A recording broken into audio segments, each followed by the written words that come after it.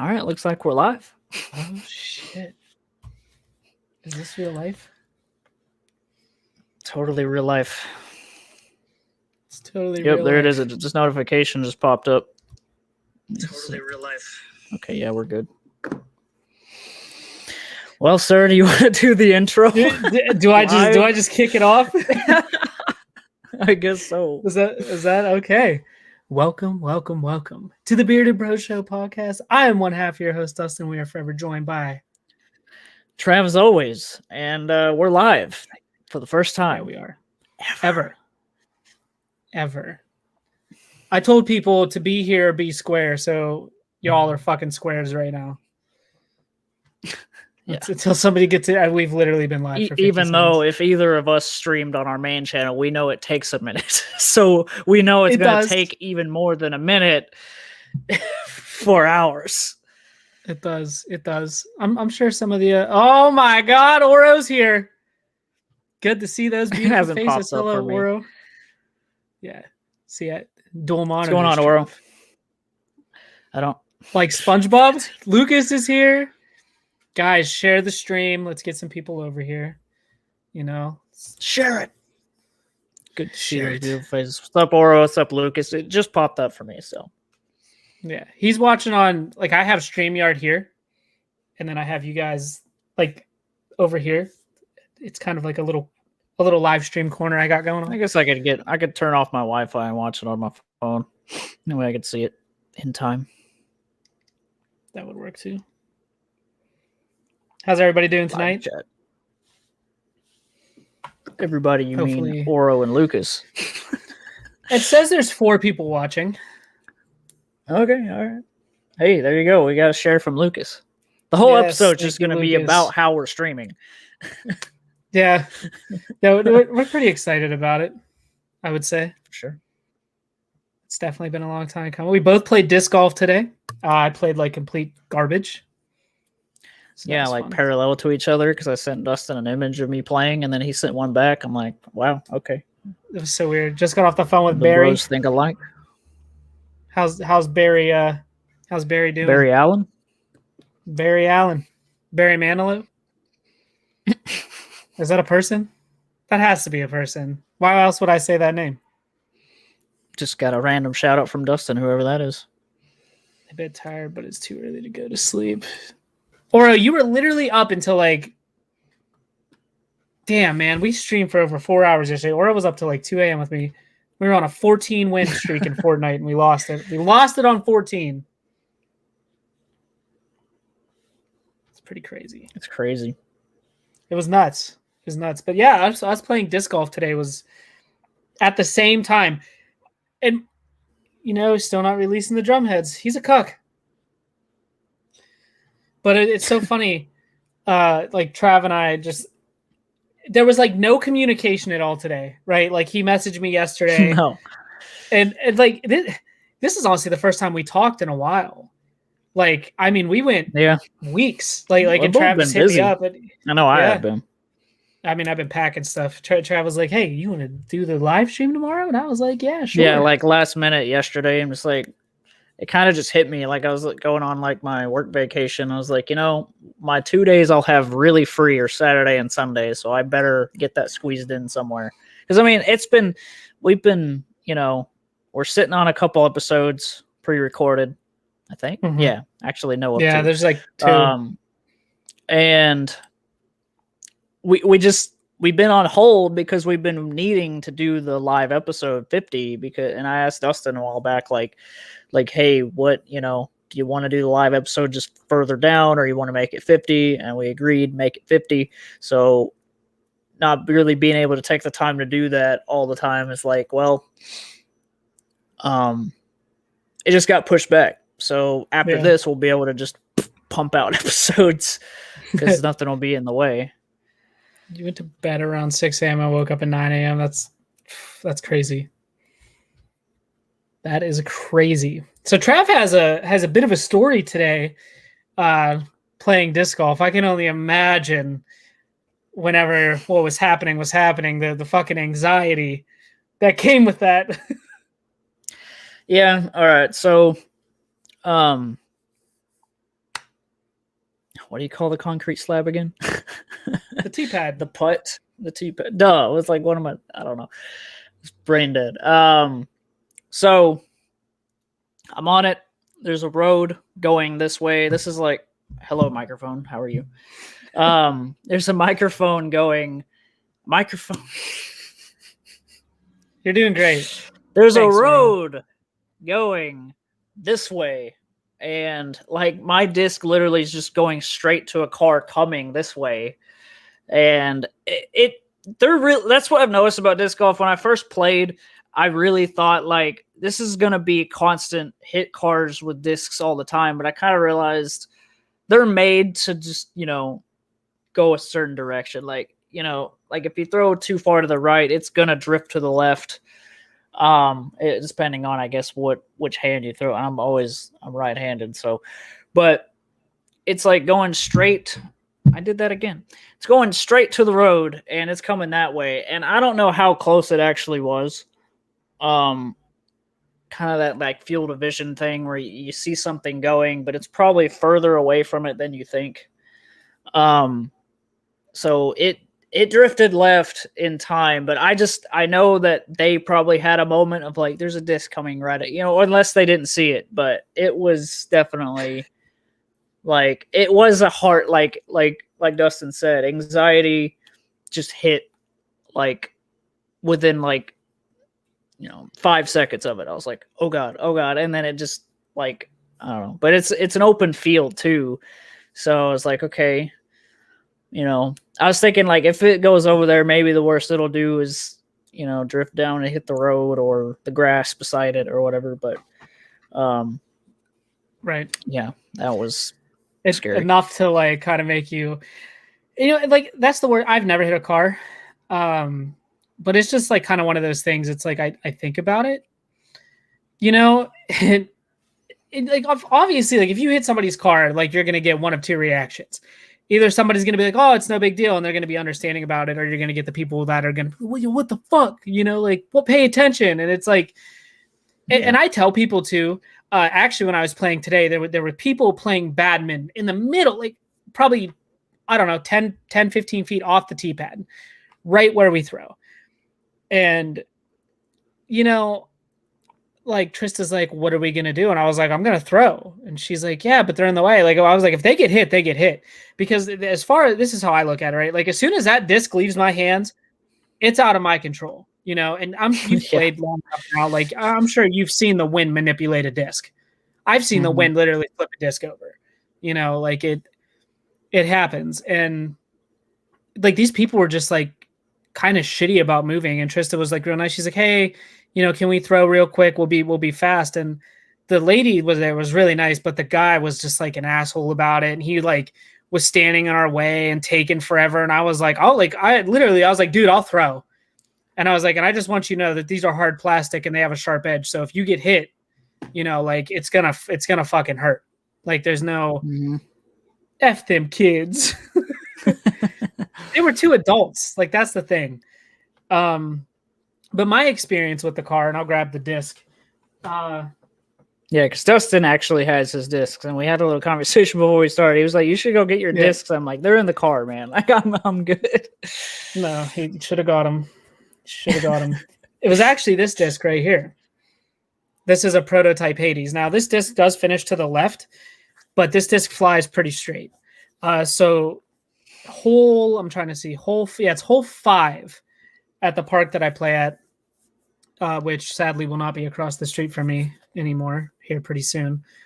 But there's like the tee pad, and then there's a loop that goes through the park. So like you can enter and you can like drive this loop and exit. And it throws into an open field. So normally I throw it like kind of like a high hyzer. So we'll kind of come out like this and go real high, and then it will just come back down to the left. Mm-hmm. I was going to have you guys show your favorite disc. I'll just show you my entire bag. I plan on it. I want Trav to see too. Because it's good for Trav to like know, because I've been trying to like, Trav asks me about discs quite often, like what's going to work for what. So yeah, just to put it into perspective, guys, like I'm learning. Like it's like I have a lot more to learn when it comes to discs and the numbers and all that. But any questions, I've been asking Dustin. So yeah, and just kind of learning as I play, because that's really just getting your hands on with it. That's like the best way to really learn. Exactly. So I was playing with my friend Eric, his dad and his mom. And they're actually, it's funny, his dad and his mom are actually the people that got me into disc golf, believe it or not. His dad's also the person that told me the biggest lie in the entire world. And that lie is, you're only ever going to use 3 discs. Right. Really? Really, Eric Sr.? I'm only going to use 3 discs? Lie. But, so one big lie. The car pulled around. It was like a Cadillac Escalade too. Like it wasn't a cheap. It was like an $80,000 SUV. And they pull around and they're going down the road to exit so slow. And I was waiting, and it was kind of windy that day. My friend's just like, throw. And I'm like, no, dude, no. And he's like, just throw it. You're not going to hit him. You're not even going to throw it that far. What the fuck ever. So I ripped my disc, and I mean, it went. And I shit you not, it was literally tracking behind the car. Like if that car would have slowed down by like 1 mile an hour, my disc would have went right through the back windshield. Ugh. I mean, it literally, like, there was a group of people coming this way. So like we were throwing this way. There was people playing this way. And they're like, oh my God. And I mean, like, it was inches behind this car, and it just tailed off left. Like it was literally... It was the closest I've ever came to hitting a car. I've came close to hitting a person one time, just because they didn't want to move. And I mean, it literally missed them by like a couple feet. And I told them, and they're like, I didn't think it was going to go that far. And I'm like, once this thing is out of my hand, like this is you can see how slim that edge is. And that's hard plastic. Like if you get hit by this, it is going to ruin your day. 100%. Yeah. So, and this isn't even a heavy disc. This is 164 to 166. So it's actually a pretty lightweight. So like when I throw this thing, like you got to understand, like I throw this thing hard, like I put all the power behind it. So if you get whaled with it, you're going to know. You'll be wailing. Exactly. Like it was this one, I don't know. Like, I don't know if he was with some other guys or whatever. Cause it was like, when I came up to like that area that I've sent pictures to Dustin of, it was like open field, and that's my favorite part of the course. It's like the last half. And I get up to hole 10, and like this kid is not kid. He's like a young teenager, but he's like walking toward me to like get in line or whatever to throw. And I'm thinking like, okay, you came from the area that you throw to, like, and there was a group of guys like over here throwing. I think he was just with them. They were just practice. Because later it seemed like he might have been with them. Like they all just kind of, like when teenagers just look like the same guy a few times. So it's just like, I don't know. Like I couldn't tell. So, he comes up to me, and like I happened to throw really freaking good, and he was really, really watching. I don't know if he was like, I'm not saying like, because we didn't talk. I kind of wanted to. It was one of those moments where you want to introduce, you want to like say, hey, what's up, or just something simple. But then I don't know, he sat on the bench behind me and watched me throw. And I happened to throw really well. Like, I don't remember how many throws I had to do, but I got to like pretty much like the middle of that field, and then I threw again, got really close, and then got it in on the third throw. So, and all the technical words for all that. Yeah, I was about to say, I don't know. But if you read the T signs, it will tell you, like, it'll say like par 3, par 4, par 5, which generally you're not going to really find anything that goes past a par 5, but par 3 is going to be like your base. So yeah. So like anytime that you make it in on your third throw, that's making par. Anything over is a bogey, double bogey, triple bogey. And then it goes up to like +4, +5. And then anything below a par, so say you would have made it in 2, you would have been a birdie. So. It's just like regular golf. Yeah, which I also don't know. But yeah, like getting it that I don't know. Like there's something about I didn't even use I didn't even use a putter for the end. I don't know if I threw the heat or the whatever the other one's called that Ashley got. What's up, Rancher? Rancher in the house. Yeah, I know it because of his profile picture. But there's nothing like a good, I'll just call it putt, even though I'm not using a putter. Just glide down the middle right into it. Like, I don't know. It's just like it's kind of like what you said. It's like, it's going to go in because you aimed so, like, it's like, in a video game or whatever, you have like a crosshair or whatever. It's almost like you kind of imagine, like, I kind of almost imagine this like flat line or something where it's gonna, and it just, I don't know. It's weird, but there's sometimes not any knowing. Cause like I'll putt and it'll just like hit the rim below or the top or something. Like, I didn't aim good, but that's called a cage and a band. The band's up top, the cage is the bottom. But yeah, it just, I don't know. There's something I could tell there's improvement. I'm not great, but I think mainly where I'm improving is my throws having way more power. It's like there's, I don't know, I feel myself kind of using more strength to throw. But honestly, the reason that one was going even towards a car in the first place is because I don't know what I did. Like I guess loosened my hand too much or something. But when I threw, it was like, it's like I let it go late. Yeah, late. Yeah, where it just went right to the right, and I was like, "Oh God!" Like that was right. In my perspective, it was going right into the road, but it didn't. So I don't know. But. Yeah, it's weird, and one thing I told Trav, and I'll kind of give you this advice too, Oro, since you want to, like, if this is something you want to get into, and a couple things really. Pick up a good putter, a good straight flying putter. Do your research. Pick a brand, find the best straight flying putter they have, and learn to throw that putter. Because when you can throw a putter, you can get to the point that you can pretty much throw anything.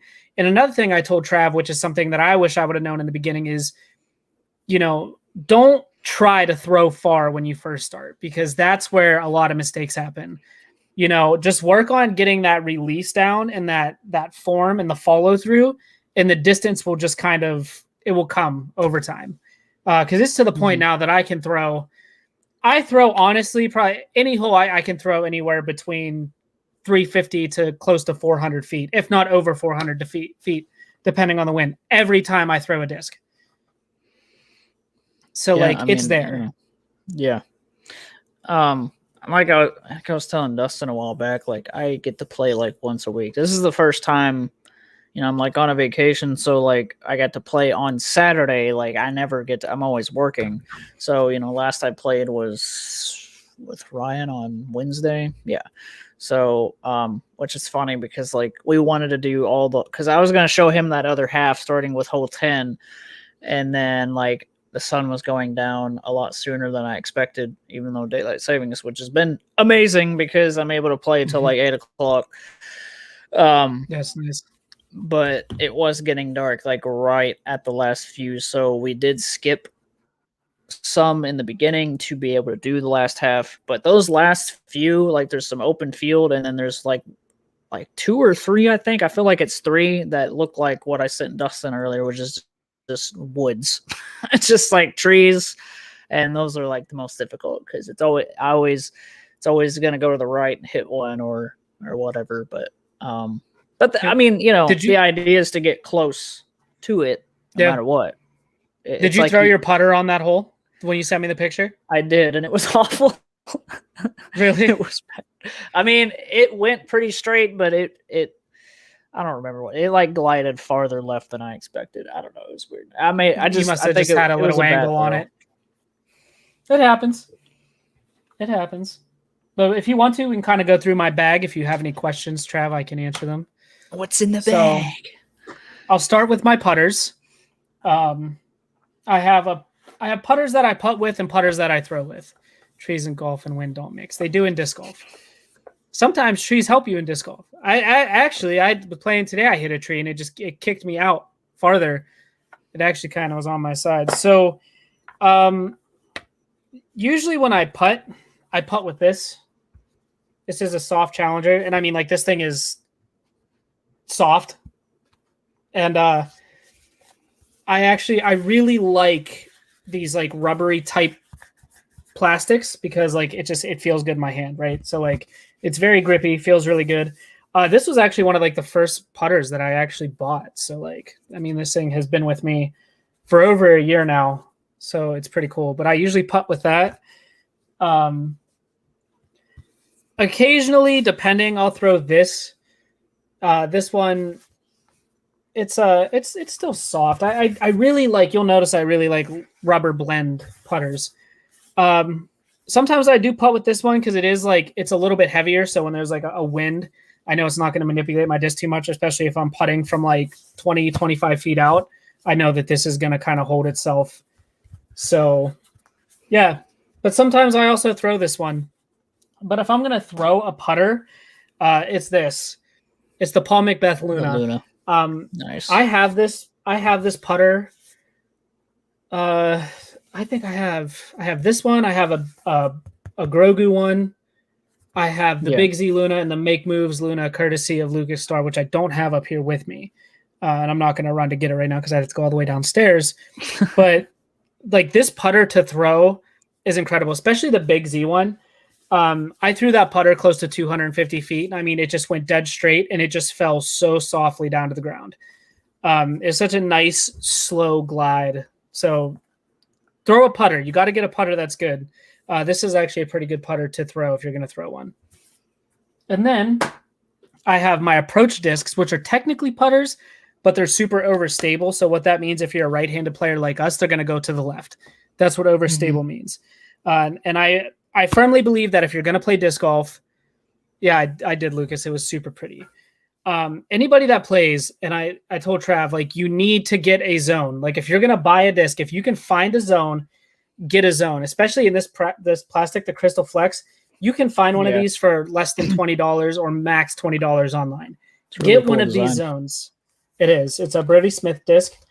This disc is actually the one that I learned how to do the forehand on, because if I throw it on a forehand, being a right-handed player, instead of going to the left, if I throw backhand, it's going to go to the right.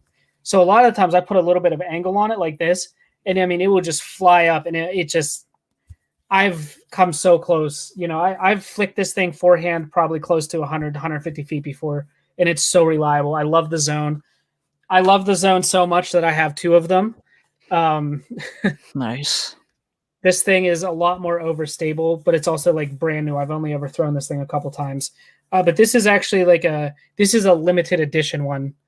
So why does flex matter? Stabilities matter because sometimes different holes are going to require different shot shapes.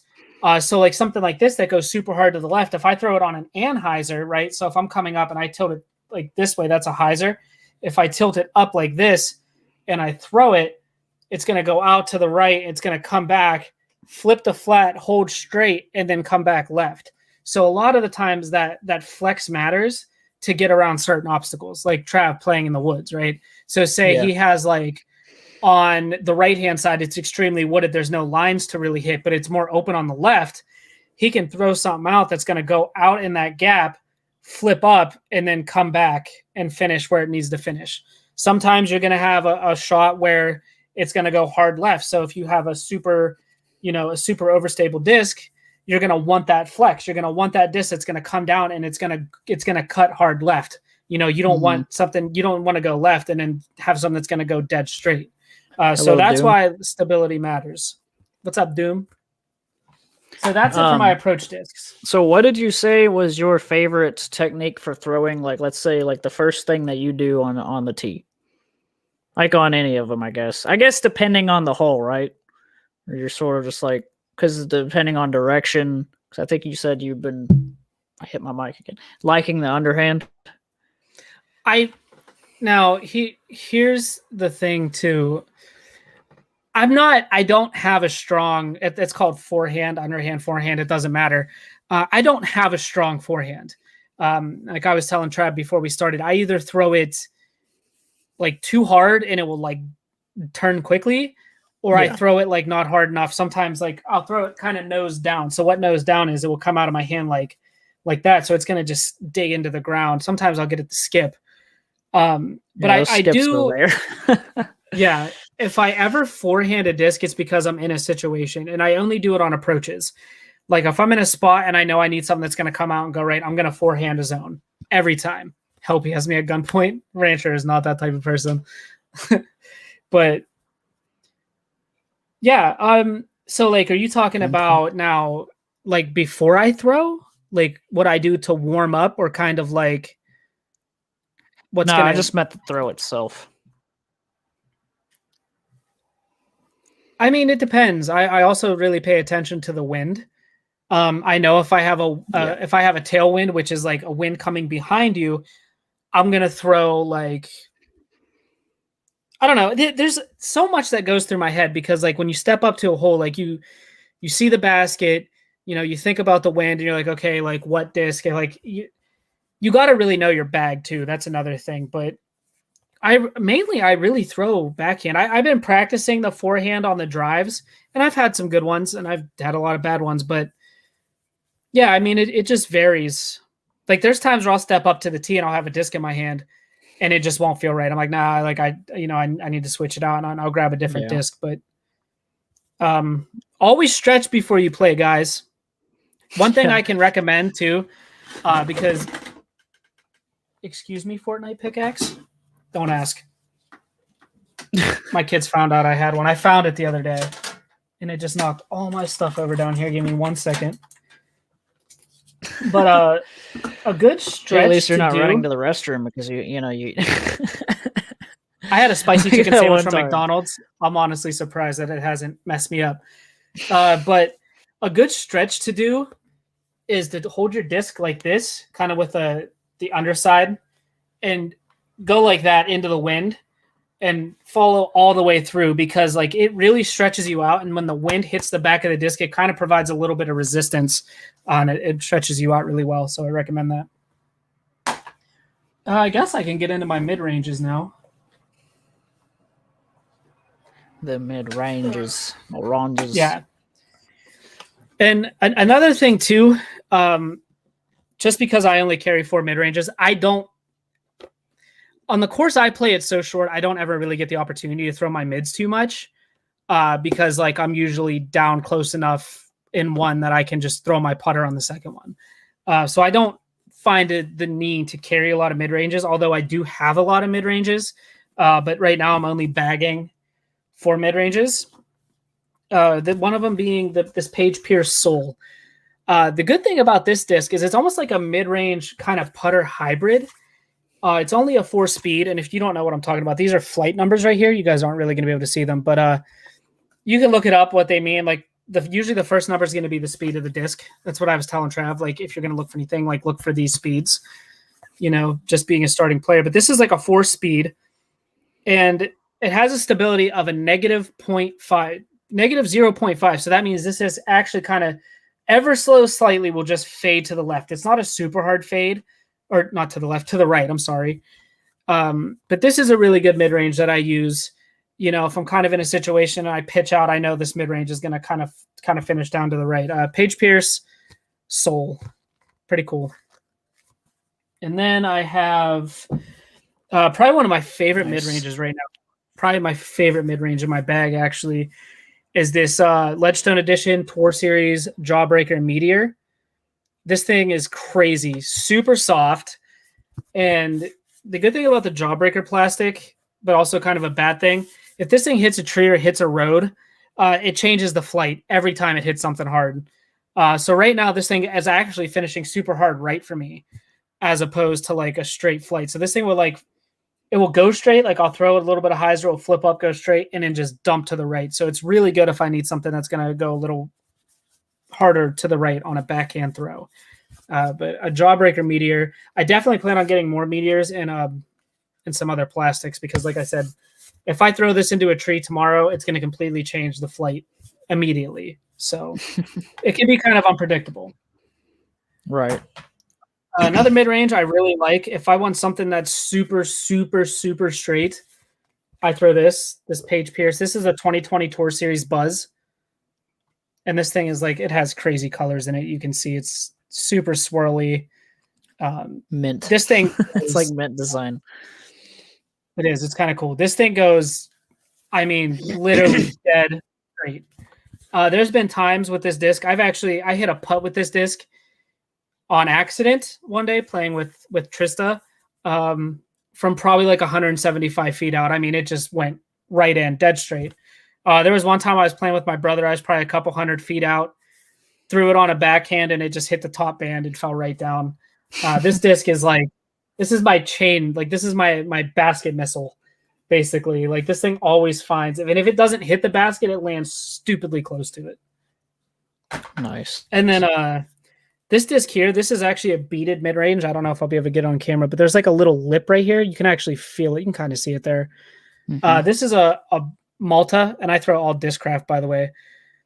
This is my overstable mid-range slot. So like this thing I know is going to go hard left. If I forehand it, for some reason, when I forehand it, it goes super straight. It never really tails off to the right. But if I need something that's going to go hard left and I want a good mid-range throw, I throw this thing, and it is awesome. And then we'll get into my Fairway Drivers.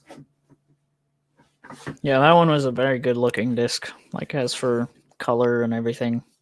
I have a lot of pretty discs. I will show you. I have a lot. Trista has the prettiest discs out of anybody. But my Fairway Drivers, I have this right here. This is my Paul Ulibarri 2020 Tour Series Raptor. This thing, super overstable. You can see it's like almost completely flat. This thing is, I throw this when there's high winds because it fights the wind. So it's a really good fairway driver. I don't recommend the Raptor to anybody starting out because it is kind of a hard disc to throw, at least in this plastic. But this thing is also really good for forehands. Some of my best forehand throws have been with this disc. So I feel like if I was ever really going to dial it in, it'd be with this.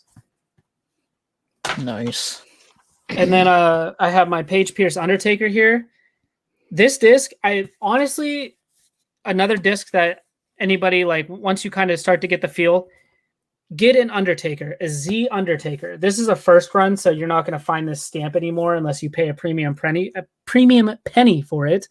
But yeah, this is the Undertaker and the Z plastic. If you throw this thing, good night, Rancher. Thanks for tuning in. Night, also, Rancher. Sunburn. Thanks so much. Ooh, sunburn's rough. If you put this thing on a little bit of Anheuser and it goes out to the right, when it hits like kind of that point where before it flexes back left, this thing glides forever. This thing is probably the most glidey disc in my bag, and anybody I've ever seen throw an Undertaker is the same way. This disc will go forever. You put on a little bit of hyzer, it will flip up flat, and it just goes for forever. So definitely pick up an Undertaker. Love this thing. It's really good for forehands as well. And this one's just really pretty. It's kind of like a pastel purple. So I really like it. Nice. And then a disc that I think Trav should get, a very, very good beginner disc here, is this Avenger Ss. This is a Ledgestone one. I have two Avenger SS's, and Trista has one as well. But my other one's super beat up. So like if I throw it, it literally doesn't flex back. It stays on whatever line I put it on. But this one is nice. I love throwing these on a little bit of Anheuser and kind of letting it come back. And it just fades so nicely. Beautiful disc. Definitely recommend an Avenger Ss if you can ever grab one. Very, very good beginner disc. And then the disc everybody wants to steal from me, my Paul Macbeth Onyx. This thing flies dead straight. It flies dead straight for me. Forehand, backhand, it doesn't matter. This thing it's so nice. I love this disc. And it's like super rare. So it's definitely a gem. People actually get, like, collectors, when they see that I throw this, it actually like makes them mad. But I hang discs. Like, I have some discs I don't throw, but I pretty much throw. Yeah, if I got like a good everything. Signed one by anybody, I probably wouldn't want to throw it. Like, there would be something in me that's like, I don't want to dirty this up. Yeah. You know, I don't want the autograph to get scratched off or something weird, you know? Yeah, we don't throw the autograph ones. Like I have an autographed one right here for Trista. It's signed by Paige Pierce. She's a five-time women's world champion. She's extremely good. Yeah, I haven't watched anybody in a while on YouTube, but I've been thinking about it just to like kind of. It's Yeah. I was telling Dustin like this is the one sport that's like football or something, fun to watch, hate to play it. But disc golf, that's totally different. It's like hardly any. I mean, there's exercise, but not like on that level. Right. It's like it's so fun to play, but it's like just as fun to watch. Like if I'm, I could sit and watch Dustin's channel all day long playing it, or anybody else that like Paul Macbeth and all that.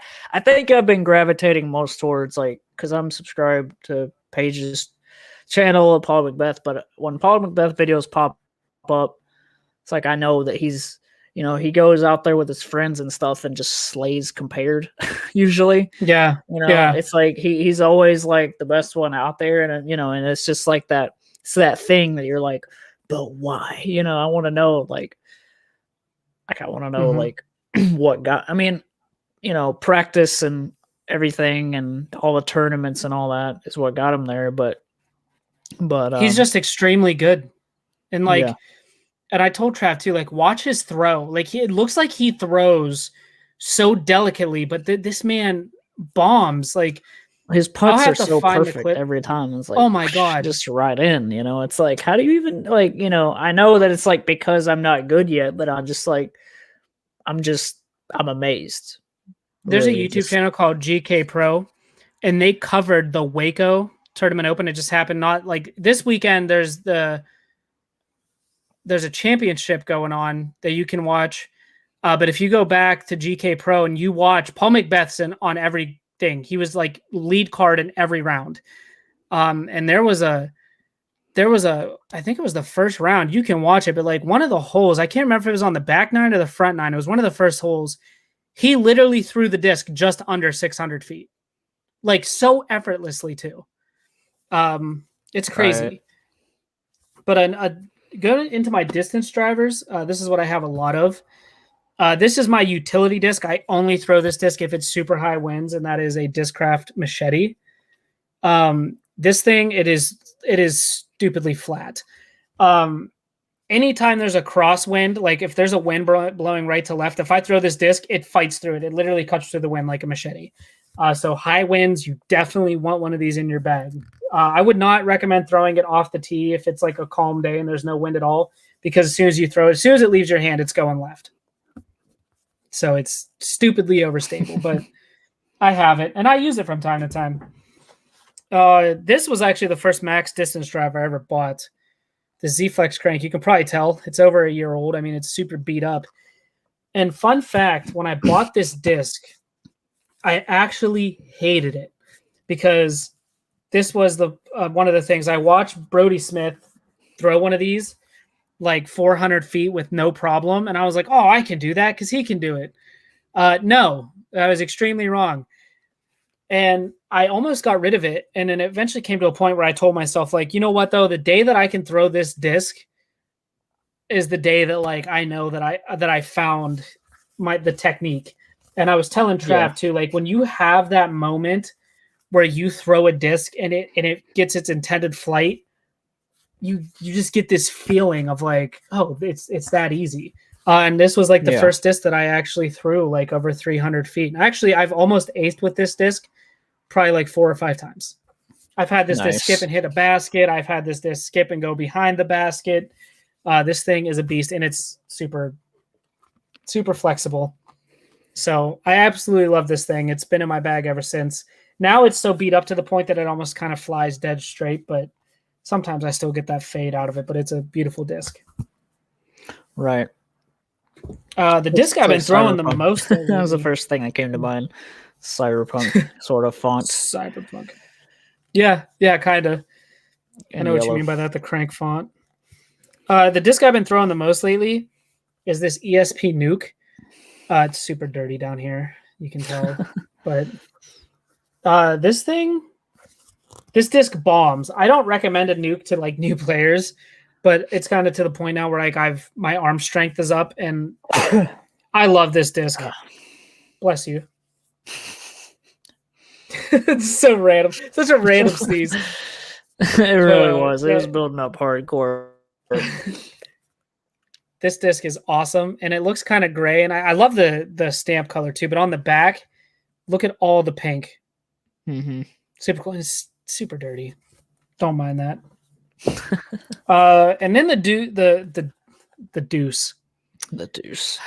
You'll see why I called it that in a second, because this disc is called the Zeus. So I mixed like disc and Zeus and made deuce. But this disc is probably the most unique disc I've ever seen. It's like literally pink. It has gray. My kids actually call it my tornado disc. I could see that. This was another one that this disc was super hard to throw. And then once I got the hang of it, this was actually my farthest throw. I threw this thing close to 500 feet. Nice. And I've never been able to do it since. But I mean, even on the back, it's like, yeah, the tornado disc. Nada. It's a Nada. Yep. And then my favorite discs, I recommend it. I'm actually trying to find Trista a pink one.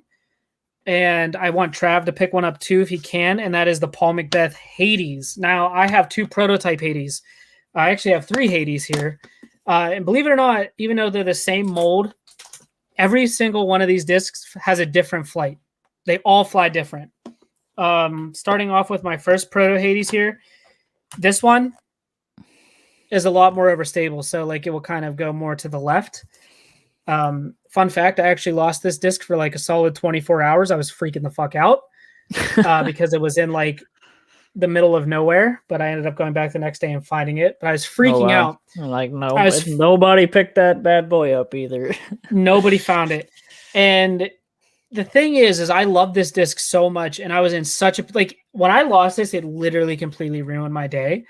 So I went on Facebook, made a post in one of the groups that I'm in that I invited Trav to, and a guy reached out to me and actually sent me another prototype Hades completely free. I would show you the back, but it has his name and phone number on it, so I'm not going to do that. But he sent me this for free. Now this Hades, super, super straight. Flies dead straight for me.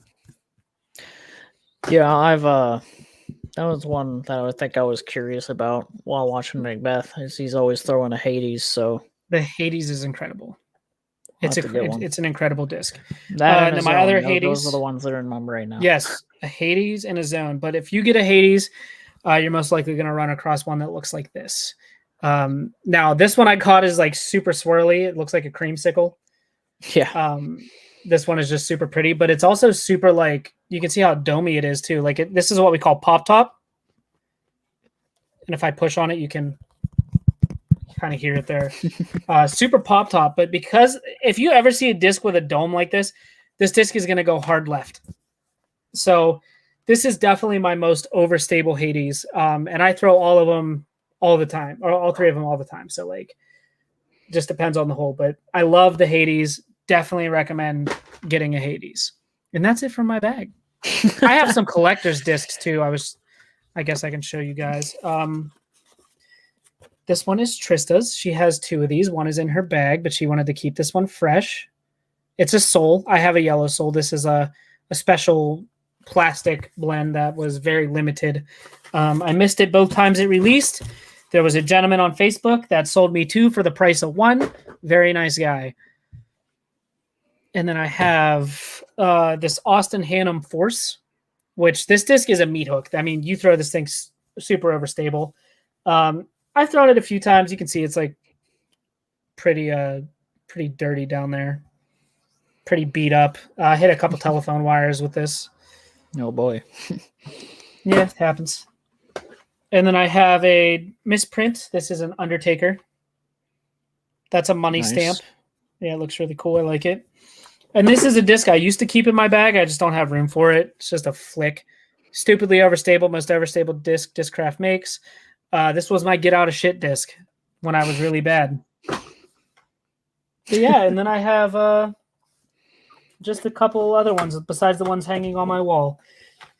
And then I have some downstairs in my basket and Trista's whole bag. But Undertaker limited edition stamp. There was only like, I think less than 100 of these made. And then out of the teal, there was only like 2 or 3 teals. And I have one. And it's like, there's like a lot of glitter in the rim. Kind of crazy. And this is my PDGA membership disc. Nice. So yeah, that's pretty much it. I think you mentioned Suicide Squad, or you said James Gunn, but I'm assuming you mean like the Suicide Squad. Suicide Squad. Yeah. Yeah. So we got a release date if you guys are keeping up with any of that. August 6th, it's going to be releasing on HBO Max, and I am super excited. I still haven't watched the Snyder Cut. First half for me. Still haven't been able to, because like I watched it with Ryan, but through the party, and he ended up falling asleep. And so, because it's Ryan. It's a 4-hour long movie. That's a hard movie to sit through. It is. He fell asleep, and so I stopped. And he asked me the next day, "So did you continue?" I'm like, "No," because like Ashley wanted to see it, so I just told him, like, because he was like, "Should I finish on my own?" I'm like, "Yeah, just do that," because me and Ashley are gonna start over, and me and her have yet. Because I thought about it last night, but like 4-hour dedication, like it would have been fine to watch like a couple hours of it or whatever, but we have more time together this week, so right.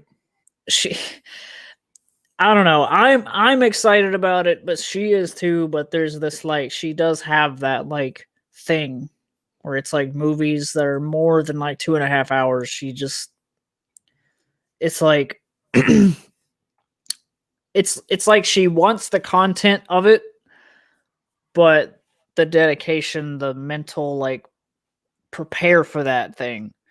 Mm-hmm. So that's just going to be a thing that's pushed back, even though I loved what we got so far. So like I want to watch it, and honestly I might try to do the first half tonight because I do have a bunch of stuff I got to do anyway. I have to be downstairs, so like why not kind of put it on in the background, you know, because I have to like fold clothes, I have to do laundry, pack more stuff. So like I mean I can watch it, but it's just like I see it, like I pull it up and I'm like, man, that's 4 hours, you know, like. And there's times like I want to watch, like right now, like it's going on 11 o'clock for me.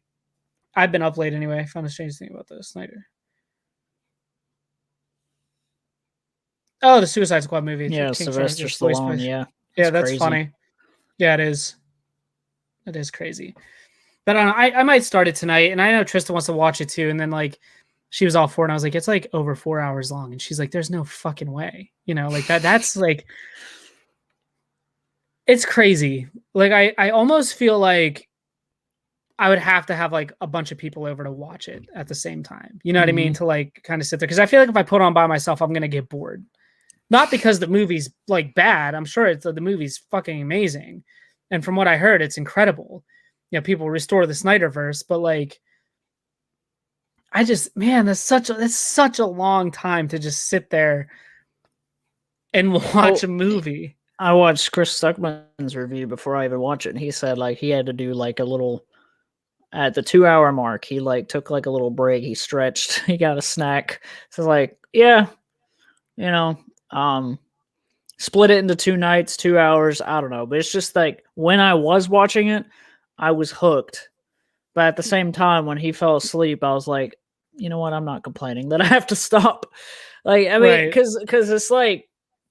You'd be surprised with how like compared to the Whedon cut, like where they're at in the story arc at the 2-hour mark was like nowhere near the final battle. I was like, wow, this is it's wow.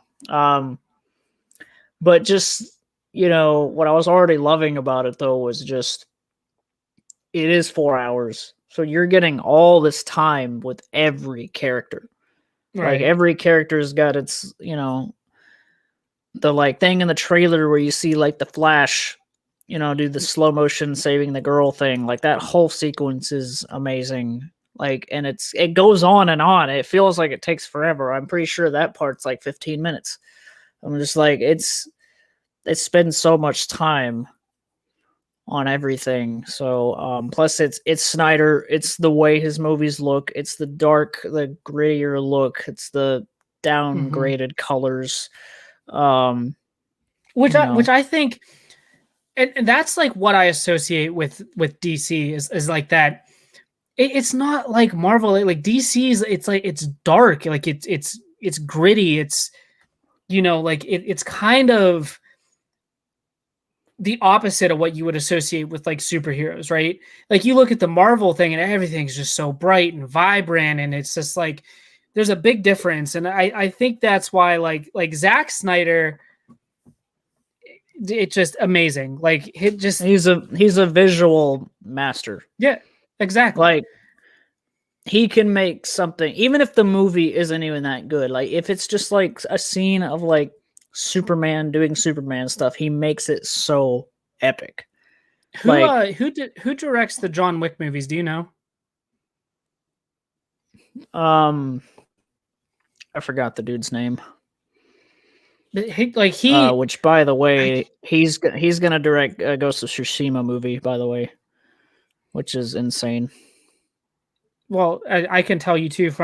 I love John Wick. I've watched those movies, all three of them, a handful of times apiece, and it's just everything. Like I mean, I think it's very. It kind of reminds me of like Snyder and the way he does his films too. It's like they pick like a color palette and they stick to it, and it works. That guy's name that I can't pronounce. Yeah, I'm not even gonna try. Chad. Just Chad. Yeah, like if you watch like John Wick 3, like it's all kind of about like this like purple and orange kind of like neon, like the neon in the beginning of that movie is insane.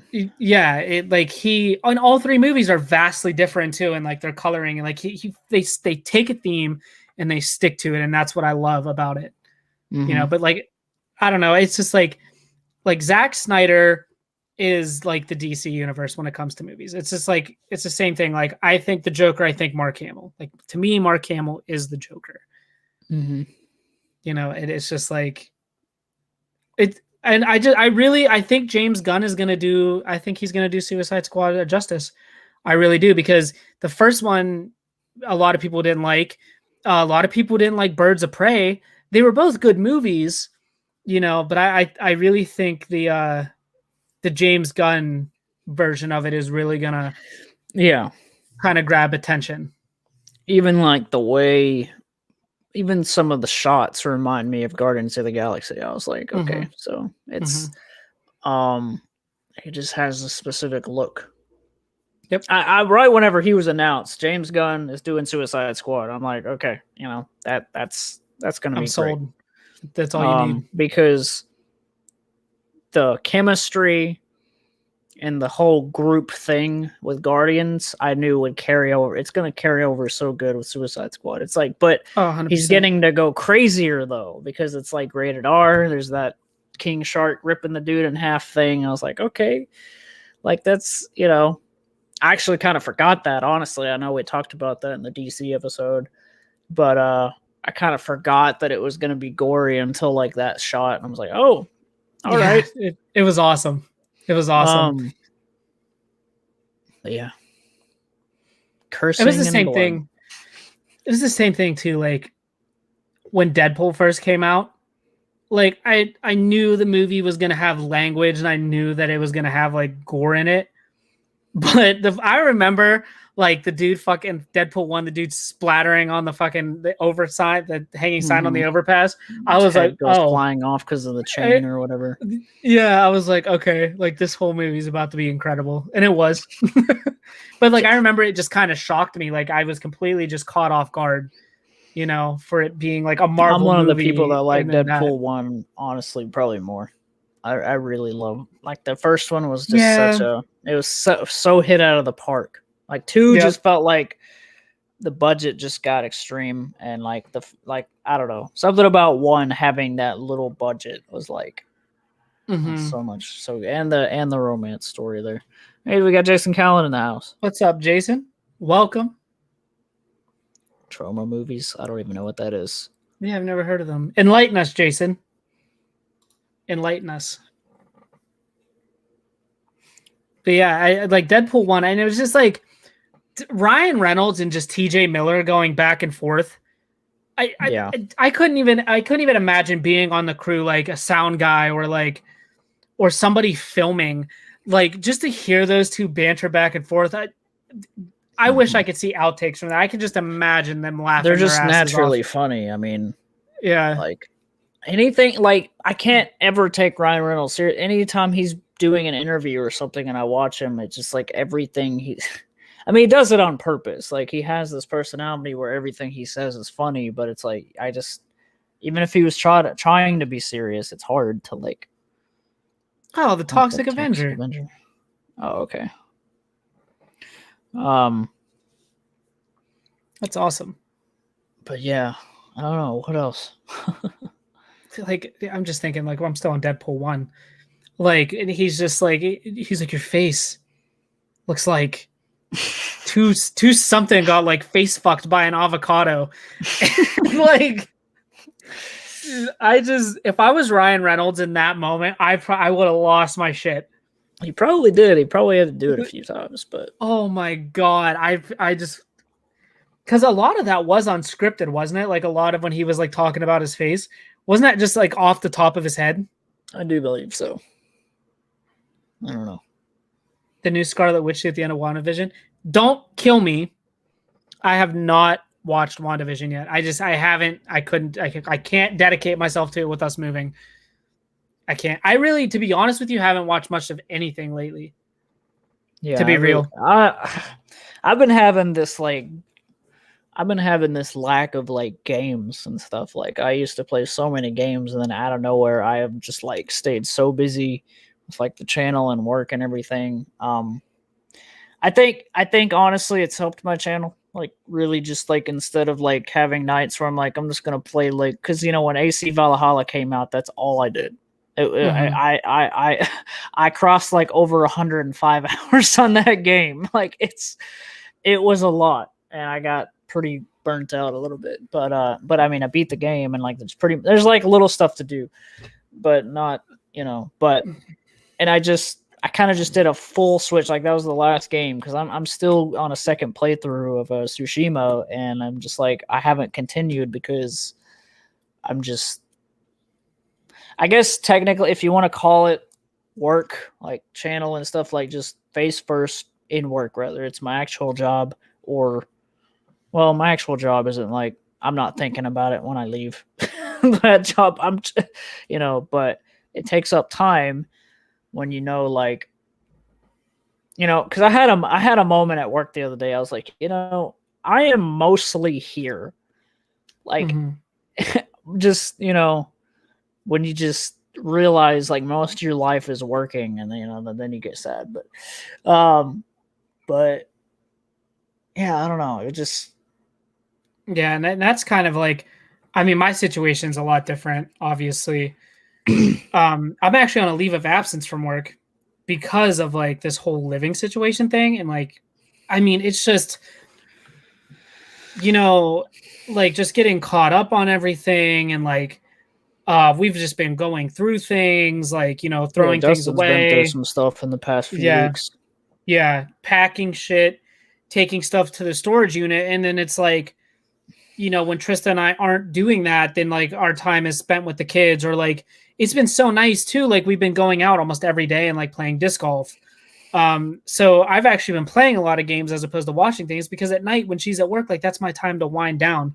Plus like she got into Fortnite too. My kids got me back into it. Now she's into it. So now like her and I play it, or her, like all four of us play it. And like, that's just kind of our time together really. But yeah, we just found out too. If you guys tuned into my stream, then about what's going on. If you don't, I'll mention it here because we haven't recorded a podcast in a while. Basically, a couple months ago, the landlord came to our house because we rent this house, and was like, "Hey, I'm thinking about selling the house. I'm not sure yet." And we're like, "Oh, okay." it didn't like upset us because we didn't want to stay here forever anyway. So we were kind of like getting to that point where like, okay, you know, like Trista was trying for this promotion at work, which she ended up getting. And I was just like kind of getting into like the peak of my job and started making like good money. So it was kind of one of those things where it's like, okay, like let's get situated. Let's get our finances in order, you know, see how much we're going to bring in together. And then we'll go from there. Like maybe we can get a house before our wedding or just after our wedding, whatever. So he never said anything else about it. And then one day he texted Tristan, was like, oh, hey, there's people from the bank that are going to be there. They're coming to take pictures of the house. I'm selling it. And we're like, the fuck? So they just come. They come that day. They take these pictures. And then it came to a point where like, they're like, oh, yeah, we're putting the house on the market. And then the landlord sent this handyman in, which he's actually a really nice guy. He actually got screwed over by the landlord just as bad as we did, which I'll get into. He was coming by fixing things. And we're like, oh, like, yeah, now the landlord's trying to fix all the issues that he didn't want to fix prior because he's selling the house. So, yeah, then like they came and put a sale pending sign on the house and we're like, what the fuck, you know, like what the hell is going on? So the landlord never says anything to us other than asking Trista for a bunch of money. And I kept telling her, don't pay him, do not pay him, do not pay him. Like something doesn't seem right. Do not give him money. So time passes. And these people are the bank's blowing up Trista's phone about doing an inspection. She kept saying, no. Like I work overnight. It's like, no, I'm not going to lose sleep so you guys can do an inspection. So eventually she just fucking gave into it and was like, whatever, come do the inspection. So they came and did the inspection and we're like, oh, well, this house isn't going to pass inspection. You know, like there's so much shit wrong with it. It's so old. It's not going to pass inspection. And then there was a construction company here the day of the inspection. And I said something to my mom about it. And she's like, well, that's weird. Why would a construction company be there? You know, if like he has people coming in to fix it, why would they have a construction company there? So, come to find out, actually just like 3 days ago, we found out that the landlord didn't sell the house. Okay. The house got foreclosed because in the 2 years that we paid this guy rent, mind you, $15,000 in the 2 years we've been here in rent, he never paid the mortgage once. So he was pocketing our rent money. Wow. And we just found this out, right? And here's the shitty thing is he messaged Trista one day and was like, oh, hey, you know, the bank's buying the house. You can still rent it. And I was like, the banks don't buy houses. Banks only take houses back if they're foreclosed. But I was like, oh, maybe it's like something different, you know, maybe something changed. And then the very next day after telling her that was basically like, oh, yeah, you guys have until April 20th to be completely out because the new owner takes over.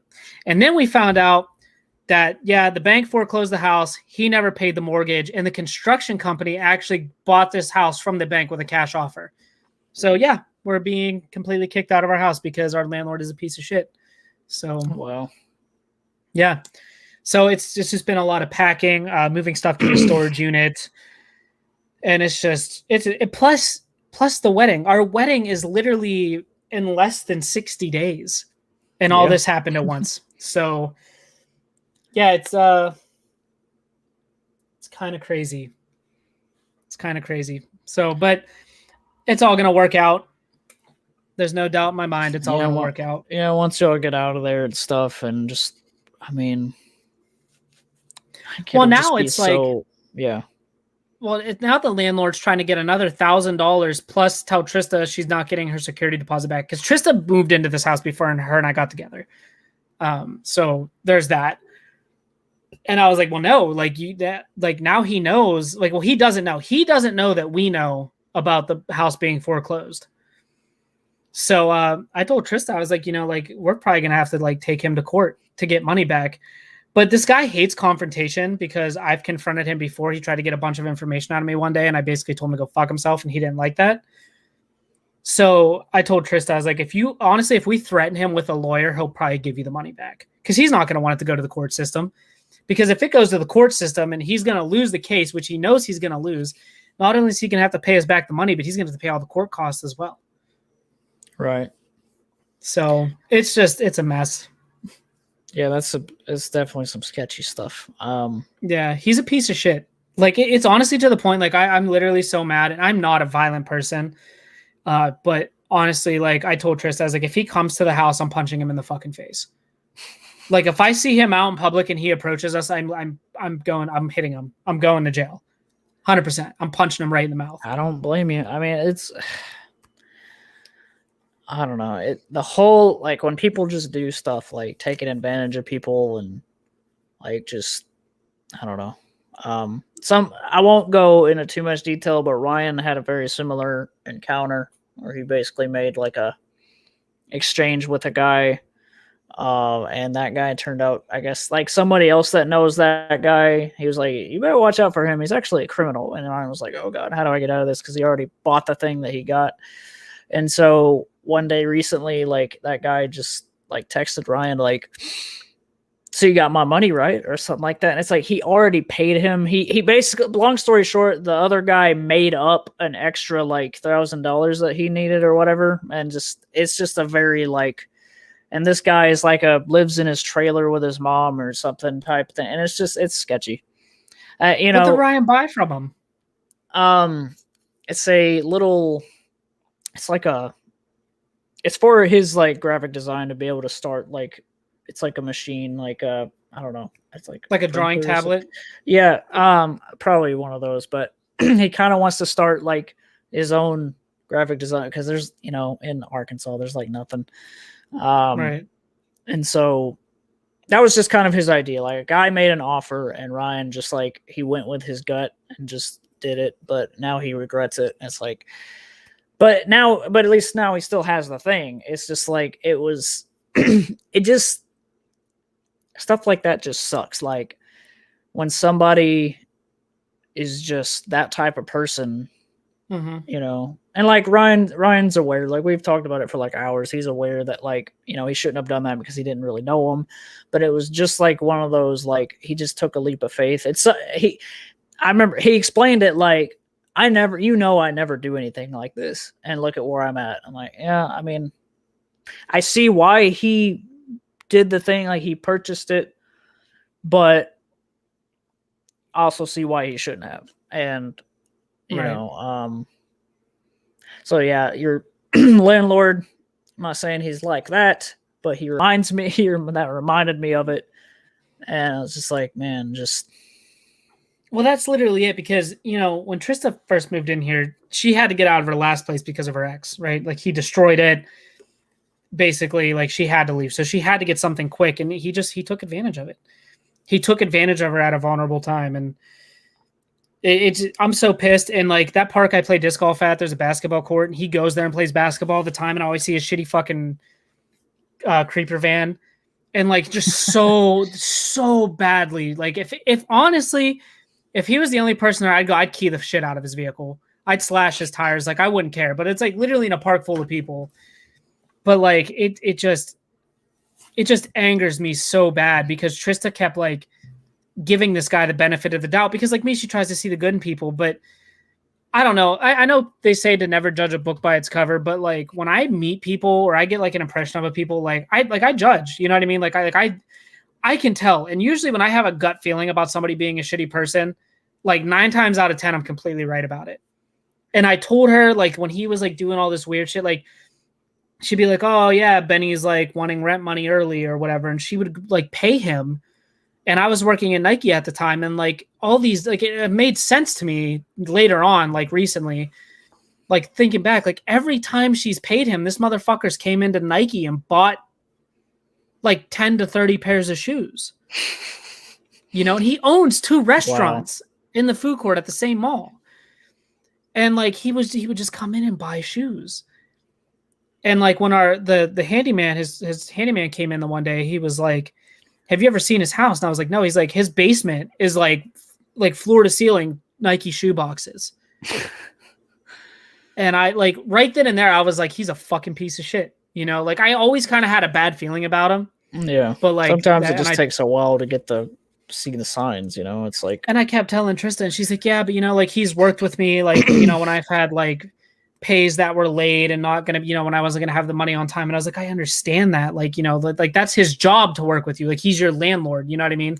Like your paychecks aren't going to fall. Like you have, some months are shorter than others. Some are longer than others. Like your pays are going to fall differently every time. Like he has you paying him on a weird fucking date. Like, of course your paychecks aren't going to fall fluently with when it's due, Right. and like, but it didn't matter anyway, because he wasn't paying the bank. Yeah. So like, Yeah, whatever. Yeah. I don't know. It's like, sometimes it just takes a while to find out stuff. And I was going to say something about that, but I forgot what it was. Yeah. Like I think this is what it was. Like, it's like a weird, like human nature where it's like, we can sense things, but we also want it to be on the positive side, on the best side that it can be. Yeah. Like we want people to be exactly good people, but it's just not the case all the time. And, so it's like, that's like Ryan's situation. That was just him being like, you know what? I'm just going to take a huge leap of faith that you're a good person. And it happened to fall the other direction. And it's unfortunate because, like, I feel like that's, I'll just call it guys like us are just super rare. Mm-hmm. You know what I mean? Like, most of my friends that I've made in my life, like, I don't know, like, I'm not going to say they're always in my life all the time, but I think I know how to pick good people. But then, like, I'm also very quick to just what's up, Snack? What's going on, Snack? I'm also very quick to just really want, like I have learned my mistakes because I am very quick to trust somebody. I'm the first one, Lucas, to just like. Yeah. Same. Luke. Yeah. Luke. Yeah. Let me. The elephant in the room. Same situation about that man. Same situation. I had the feeling, like, literally so early on, like my first interactions, like watching his videos, are like, this dude's a cocky prick.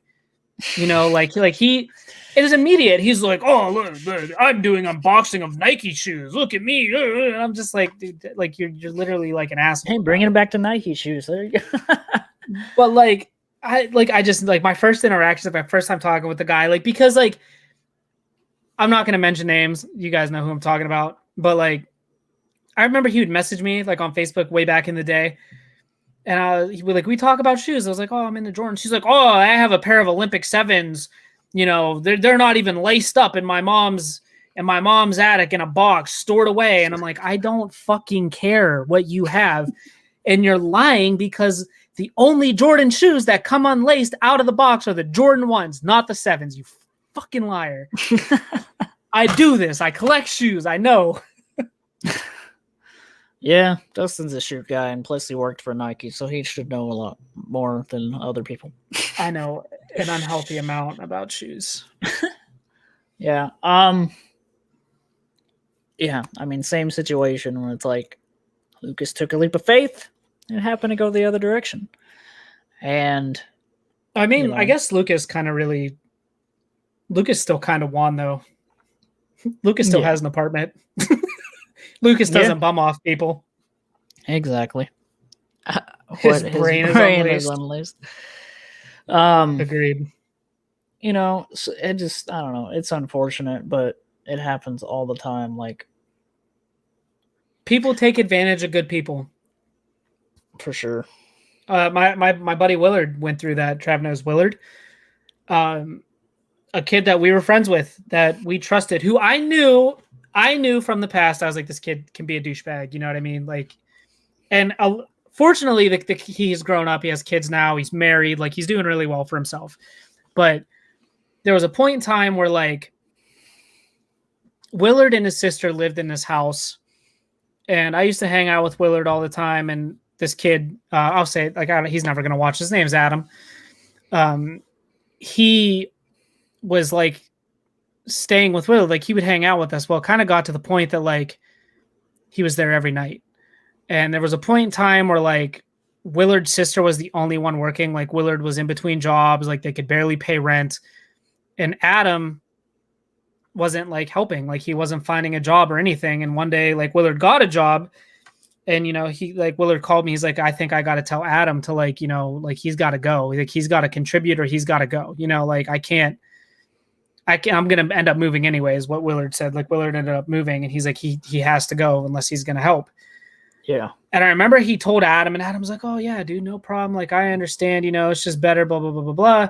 And Willard went to work the next day, and Adam literally stole all of his fucking PlayStation 4 games and left. Never talked to him again. Wow. But he took advantage of Willard because Willard was so nice. Like Willard had no money. He was feeding him. He was letting him stay there rent free. Even when he was gone, he was trusting Adam in his home, and Adam literally stole from him and fucking stole all his PS4 games and sold them all to buy weed. And another thing too, something this kid did in the past, this is really funny. So like right out of high school, graduated in 2011, right out of high school, my friends and I decided we were all going to get a house together, try living together, right? We were all young, stupid. It was a dumb decision. My mom was like, it's fucking stupid. Don't do it. Don't move in with them. So there was like me, my buddy Jake, Adam, and this girl, Caitlin. And Adam and Caitlin were kind of like a thing at the time. So like me and Jake were like really good friends. We were all pretty close. Adam bought a new car. No, it wasn't a new car. He got a used car, but it was new to him.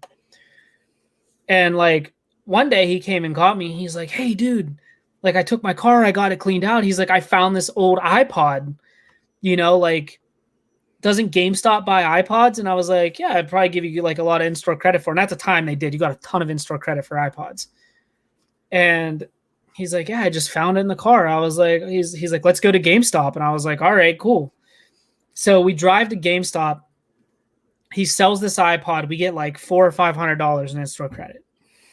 I got like Batman Arkham City, like the collector's edition. Like we split it up. We got all kinds of games and shit. And I remember it was a purple iPod Nano, right? We get back, we're playing our games, whatever. And this Caitlin was like, hey, where'd you get all the stuff for that? And we're like, oh, like we had GameStop credit, And Adam didn't tell her what it was. I thought he did. The next day, Adam and Jake are gone, and Caitlin comes up to me and she's like, have you seen my iPod? And I was like, what it looked like? And she's like, it was a purple iPod Nano. And I just went, oh, fuck. Right. So like, I didn't know that he stole this iPod. Okay. Right. So then it's that realization, like, wow, you don't even like expect like right people because now to be like that. Now I'm faced with the situation, right, where it's like, okay, do I tell her the truth because I live with them? You know what I mean? Mm-hmm. And like Adam was like the bully of the house, like, and I was a scrawny little kid back then, like, and I'm like, if he finds out that I told her, like, he's gonna beat the shit out of me. You know what I mean? Like I was scared of Adam. Like I felt like I had to be his friend and defend him. Like he was just he was so much of an asshole that he was like intimidating. Now I'm not, like, as I grew older, I realized that he's just a big pussy. But that's neither here nor there. But like something happened. I ended up leaving that house. I got out of that situation. And I told Caitlin that Adam, like, I reached out to her. I was like, hey, look, like Adam stole your iPod and sold it to GameStop. And she's like, what do you mean? And like, she must have been with him because they were still living together. And he lied to her and was like, oh no, Dustin stole it. He found it and did, like, put in his stuff and said that it was his. And I was like, I never did that. Like, I was like, Caitlin, like, we're going to figure this out. So like, I was staying at my buddy Mike's house and I was like, Caitlin, like, come to Mike's house. Like, I will call GameStop right now and I will get a manager on the phone and we'll go through this, like everything that happened. So she's like, okay. So she comes out, I call GameStop. I talk to the store manager because he actually is the person that, like,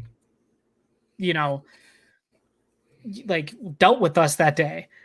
And I told him, I was like, hey, dude, that iPod that he returned, and he looked it up and he's like, yeah, like he had his name, his address, Adam's name, address, phone number, everything. I was like, he stole that iPod. Like, I have the girl here that he stole it from. I was like, I didn't know it was stolen. Like, because he told the guy in GameStop the same thing. He found it in his car. He didn't want it. Mm-hmm.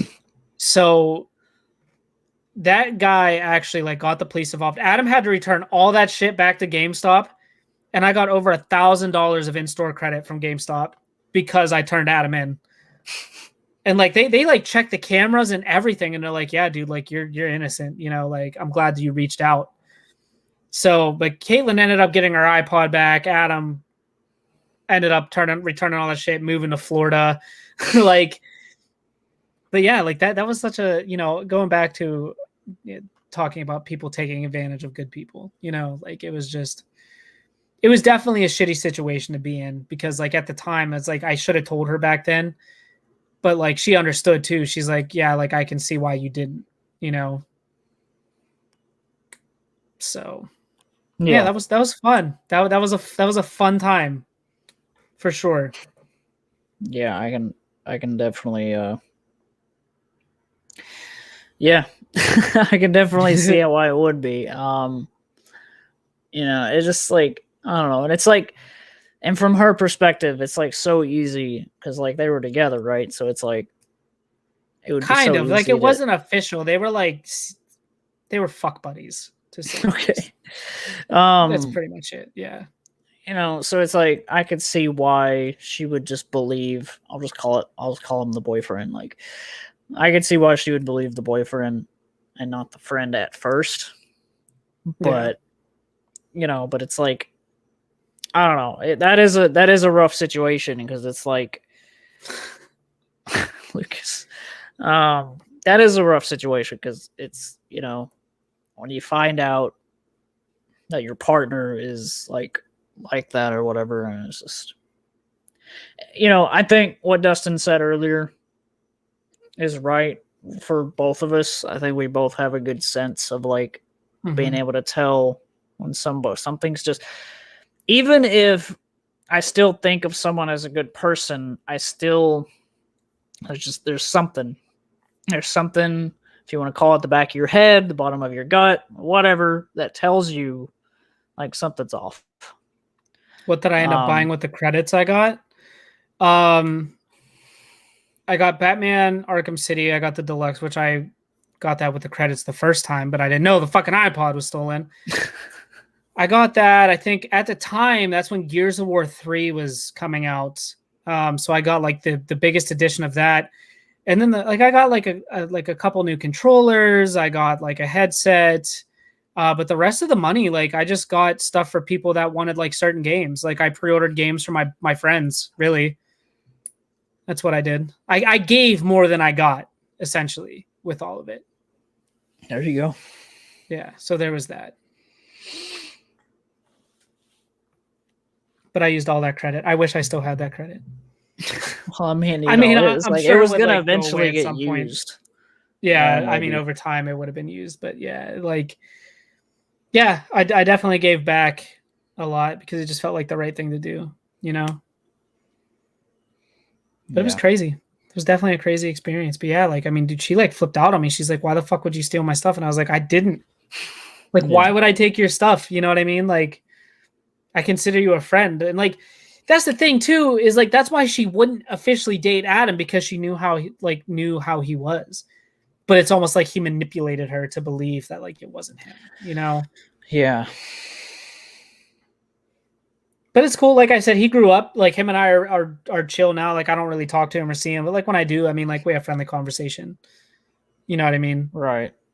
But yeah, he he did some things in the past, and like he definitely made good of himself, which I'm happy for him. You know what I mean? Like he has kids now. Like he's married. Like I said, he really kind of had that life change. Yeah, like if it wasn't for the girl he was with, he probably wouldn't have. Unless he really is still secretly stealing stuff or whatever, but you never know. He's not. No, he's not. He drives a minivan now. He's a dad. Yeah, that's the sign. Yep. Yeah, he's changed. Yeah, I mean, Dustin kind of knows. I'm not going to talk about it here, but maybe after I'll hit him up with an update. But you know, I don't know. How can I? It's like, how can I say it? It's a definite beat around the bush. It's a definite like. I definitely. I think Lucas can agree because I talked to him about the whole people taking advantage and like how much he probably learned from his situation and all that. I told him at the end of the day, you probably learned a lot, you know, with that whole thing with that other guy because, you know, with everything that happens like that is bad, it's like there's something to take from it. And, yeah, Lucas, for sure. It's a struggle because it's like we're good people and we want people to be good, and it's like, and you know, I don't know. I'm trying to like figure out how to word this without actually saying it, but like I've learned again to just sort of like not, I don't know, because when you build friendships with people and you become really close, it's like it's almost like there's this blindsided, like there's just this like, I'm not saying that like I've ever got really close to somebody and then literally like within like a month or something they just turned out to be a completely different person. Like nothing that drastic, but it's the little things that build up. It's the oh, how can I say it? It's the like, you got this, right? Type of money situations. Dustin knows what I'm talking about. So I know exactly what you're talking about. So, you know, and like I told him, there's an update to that. Oh boy. I don't know. I can't help to feel a certain type of way. Even though I don't like being that way, but it's like, I'm just saying that if anything came out of this podcast that I could say like is the absolute truth, it is like people will, and I mean they will take advantage. Like it's just this thing, like even if they don't necessarily mean to, because I don't think I've ever had, I mean I've had situations in the past, like there was this couple at the work job I worked at before the one I have now that like I gave them a ride out of my complete, just like I was nice and I saw them walking and I was like, hey, you know, y'all want to, I knew they lived in town really close. So I was like, y'all want to ride? Oh, sure, Travis, blah, blah. And then like they got in my car and then it literally turned into me doing that like every night. And, you know, it's just like, because it's like, it's hard to find that balance of like when you know you're a nice guy and you, you know, like how far is too nice is basically the conversation. Right. You know, and it's just like I'm the guy that Dustin's a lot more forward. I feel like Dustin has a little bit extra edge when it comes to shutting crap down right whenever it's happening. You know, it's like trying to just like, nope, you're taking advantage of it. Like, and you're the guy that's just gonna say it to their faces. And I'm a little more like, I mean, you know, and I'm not saying that Dustin's all talk, but I do know that like that's easier said than done. And that's my problem. That's my problem with it is like, I'll want to say and confront because I'm like that other guy. I'm like the landlord. I don't like confrontation. Like, I don't mind it, but I would rather just think like I'm the guy that would just rather stuff just fade, you know? But whenever stuff is a legit problem and it just festers, it's like, you know, because it's not even really, I'm not in like a big situation. I'm with money with somebody or something weird, not like a big, like, but it is a situation where I have yet to confront this person because I'm just like, it's like, you know, whenever you're such good friends with people, it's like you don't even know what to say. Wait, what, Lucas? I wish I had Dustin's balls.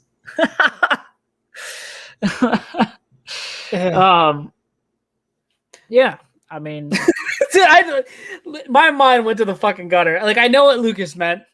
Yeah, well, his mind went to the gutter. That's why he's like, wait, hold on. But I keep hitting my microphone.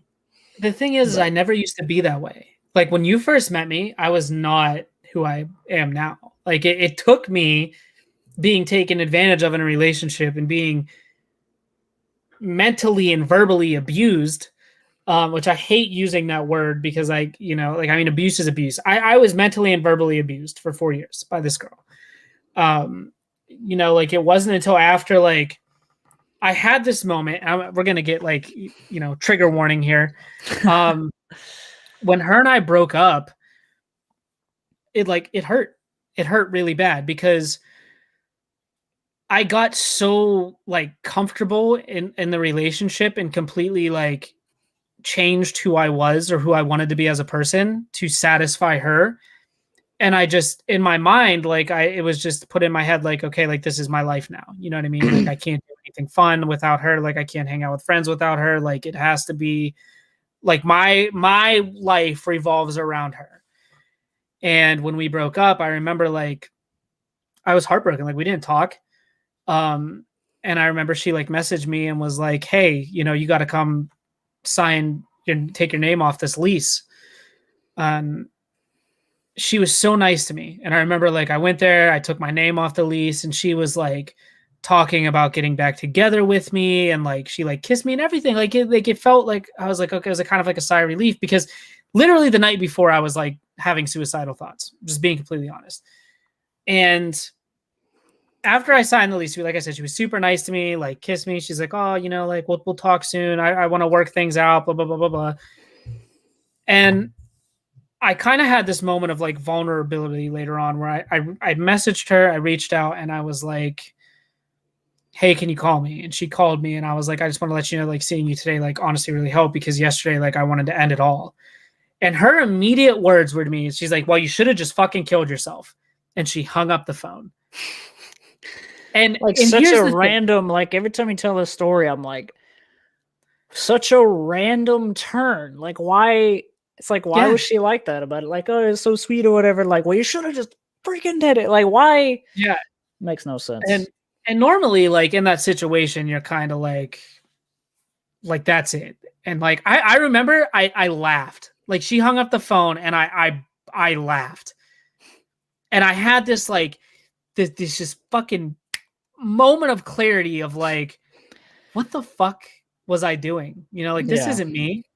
And that's when, like, I honestly, like, I found myself. And I honestly, like, I don't care for her, but I thank her for that situation because if, like, had she would have not been that way, I wouldn't be where I am. You know what I mean? Like, the things wouldn't have happened that happened. Like, I wouldn't be getting married in May. Like, I wouldn't have the sexiest wife in the entire world right now. But, like, but yeah, like, I realized then, like, I let people take advantage of me for so long. And now it's just like, yeah, like, and I'm a nice person too. Like, I can talk to anybody and have a conversation with anybody. Like, it was like that guy on the disc golf course today. Like, Trista was super nice. The girl was super nice. And this guy, like, literally stood in front of the tee pad, just kept spitting on the ground and staring at me. And I kept my cool. I was, like, smiling. I was in a good mood. And I was like, I literally got to the point that he didn't move. I was like, I'll fucking throw now. Like, I just spoke up because, like, I don't care. It's like, dude, like, if you're going to be an asshole, then, like, I'm going to fucking, like, we're going to have a goddamn problem. Yeah. And it's the same thing. Like Trista can tell people off, but it takes a lot. Like, you have to really build her up to the point that she breaks. But, like, I told her, like, she's all worried about, like, the landlord now and, like, contacting her and, like, wanting money. And she was like, let me talk to him. And she's like, yeah, but you'll say things. I was like, but it's things that he needs to fucking hear. Like, I'm not afraid. I'm not afraid. I don't care if you're bigger than me. Like, I do not care. If you disrespect me, you're going to fucking get it. Like I'm gonna say what I want to say. You could literally beat the shit out. You could beat me senseless. I don't care. But if you disrespect me or disrespect anybody that I care about, we're gonna have a problem. Like I'll speak up and say something. There's no hesitation. Like your situation with the whole money thing. Like if that was my friend, and in the off chance that like who watches this, I wouldn't do it. Like straight up. Like he's like, oh hey, let's hang out today. Like, oh, if you're going to get food, get me this. I'll be like, no, you can go get your own fucking food, or if you want this, you can send me the money for it, because if not, you're getting $1 chicken sandwich. I don't know what to tell you. Like if you the don't word want chicken to eat, sandwich, that was just you're getting $1 chicken sandwich. Like if you don't want to eat what I get you and you're not willing to give me the money for what you want, at least go half with me. Then fucking forget. Don't eat it. Then I don't care. It's just more for me. Yeah, and that's just how I am. It is a thing. It is a thing, and it's gotta come to something. Eventually, I'm not really worried. It's like I'm doing things. I'm not worried about it right now. The whole situation is like we haven't even, and nothing even happened. We haven't talked. Like, and I find that very interesting. Like that's a whole other part of it. When before it was like every day, and now it's like, okay.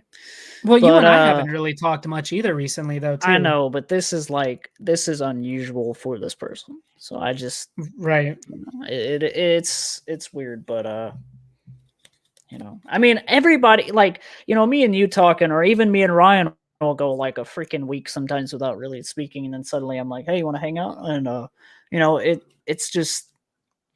it's about the the friendship, as long as that person has the interest to come back into the friendship, and like then the friendship thrives. But exactly.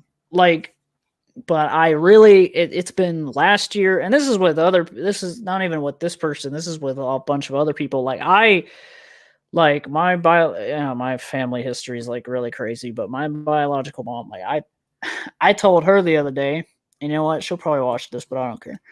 I told her the other day, I was like, I literally texted her in the middle of the night. This was like 2 a.m. And she was like, and I'm surprised that she saw it and responded, because usually she's asleep pretty early. But I was just like, I just hit her with this. I was like, phones work both ways, right? Like, that's the first thing I said. I was just kind of angry. I was just like, why this thing where you supposedly tell somebody else that that you're upset, but you didn't come to me about it, and it's about me. And it's just like, I am so over the child BS that adults like way older than me do all the time. And that's the kind of stuff that gets me upset. Like, if anybody ever wants to see me mad, put a camera on me when I'm dealing with family affairs, and I'm like, I get mad, man. Like, I feel like you actually swear. I don't. But what the? One day, it's gonna be the day we Lucas. meet. Amen, Lucas. It's gonna be the day. Blow fist on that, Lucas. It's gonna be the day that we meet in person, and like I'm just gonna hear you just go, "Oh fuck!" like underneath your breath. He did it! He did it! Now, if you wanted to hear me curse, it would have been episode 100 of the Bearded Bro Show podcast. Trav is gonna drop the F-bomb. It's just gonna be 2 seconds of an episode. It's just me going F, like right into the camera, and that's it. He's just gonna go fuck. Hashtag shorts. The first short on the channel.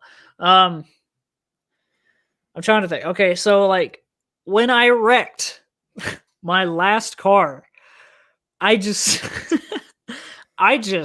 said stuff. Like, it wasn't even any thought. When I saw that, like, because I don't even know. I didn't even tell you, because like it was a Volkswagen, and I hit a dead deer because I barely. And this is a message to you guys: don't text and drive, because I changed the song on Spotify for like 2 seconds, and then all of a sudden, I'm like, what was that? It was literally like, you're doing this, and then you get this, and then this. Like, I feel like I jumped. And I was like, what was that? I'm on the interstate. And my car's making some weird noises after that. And man, I parked on the side of the road and looked under at just like the oil just leaking out of my car. Just so this dead deer apparently had just gutted my car when I hit it. And it was dead, which I'm kind of thankful because hitting a live deer is a little more scary, but rest in peace to that deer. I never saw the deer. That's the thing. I have never laid eyes on that deer. That's what's so crazy about it. But I don't know. I don't remember what I said, but I just said like a bunch of stuff under my breath, got in my car and took off, which is the worst idea. Like, why did I start driving again? I literally had it in my mind because I was so panicked. Like, just get as close as you can to the house. Just go. Like, what is that? You know? And Ashley had just had a situation with her car where we got stuck in Texas like a couple years prior to that.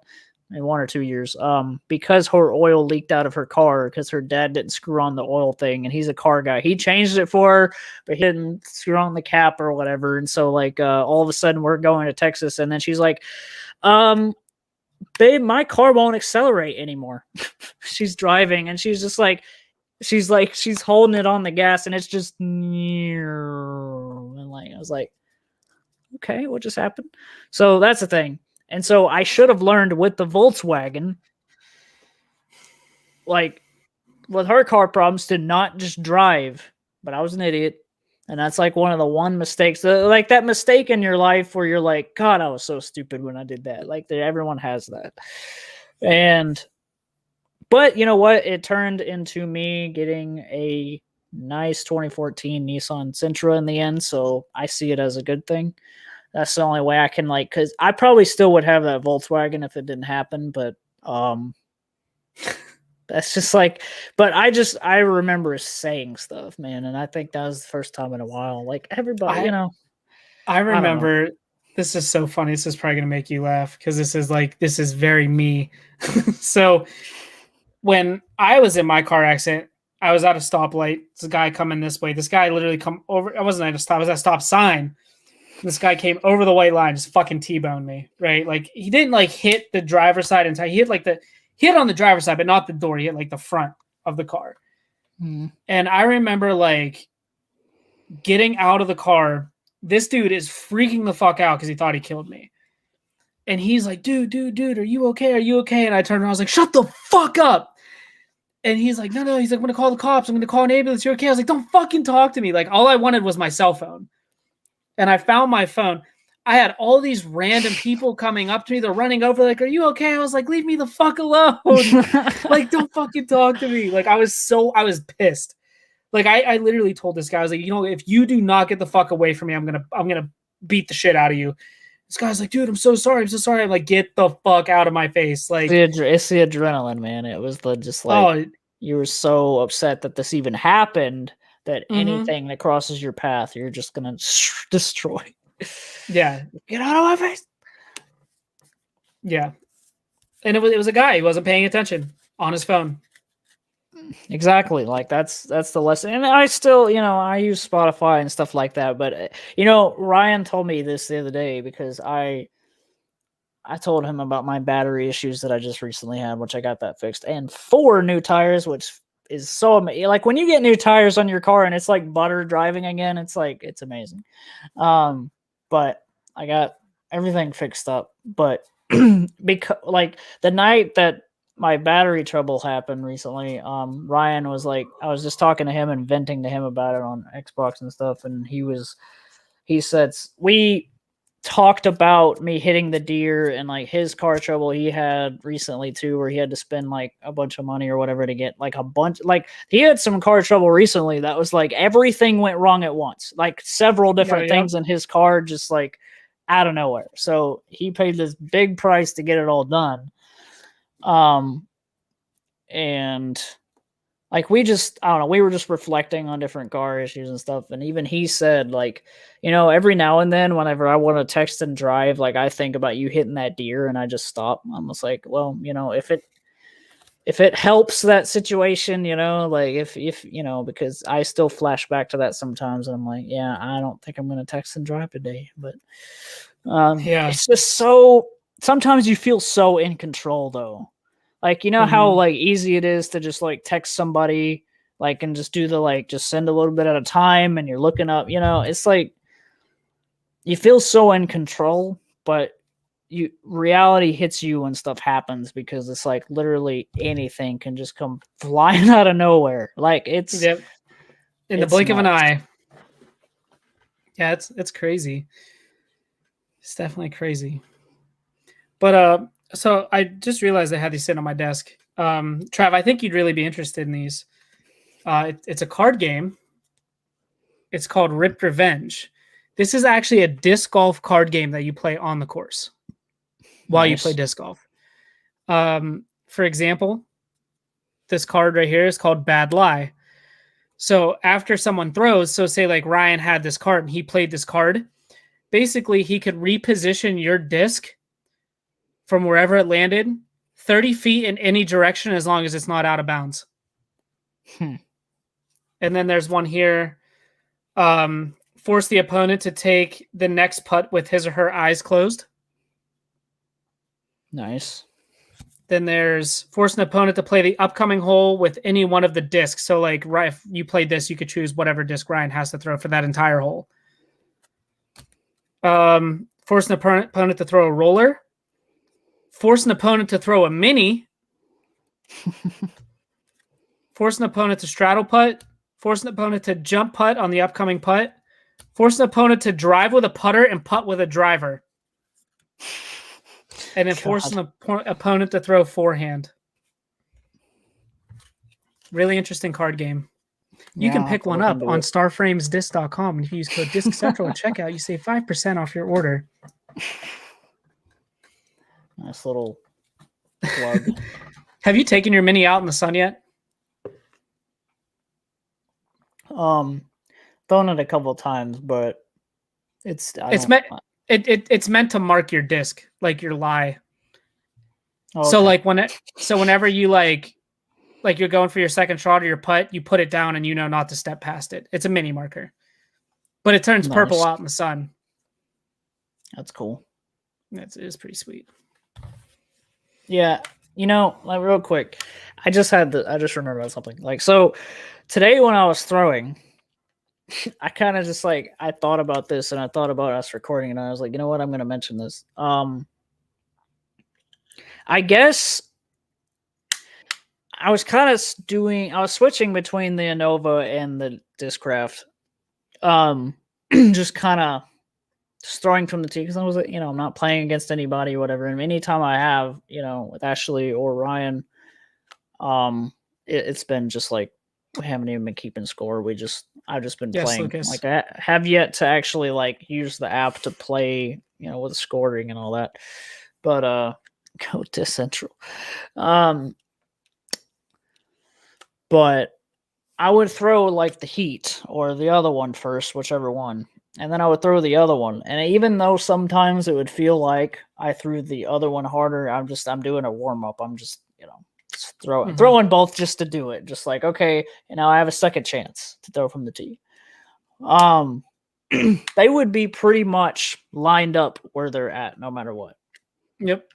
Like I like throw it and then like sometimes they'd be really close on the ground together or sometimes they're really far apart, but they're an exact like line. I mean, there was like maybe a couple of times where I made like the Heat or whatever get closer, but it always seemed like they were so close together. And it's just funny how like that makes you like throwing two discs made me kind of rethink it. Like it made me realize like try to throw differently the second time, but then usually it lands as the same.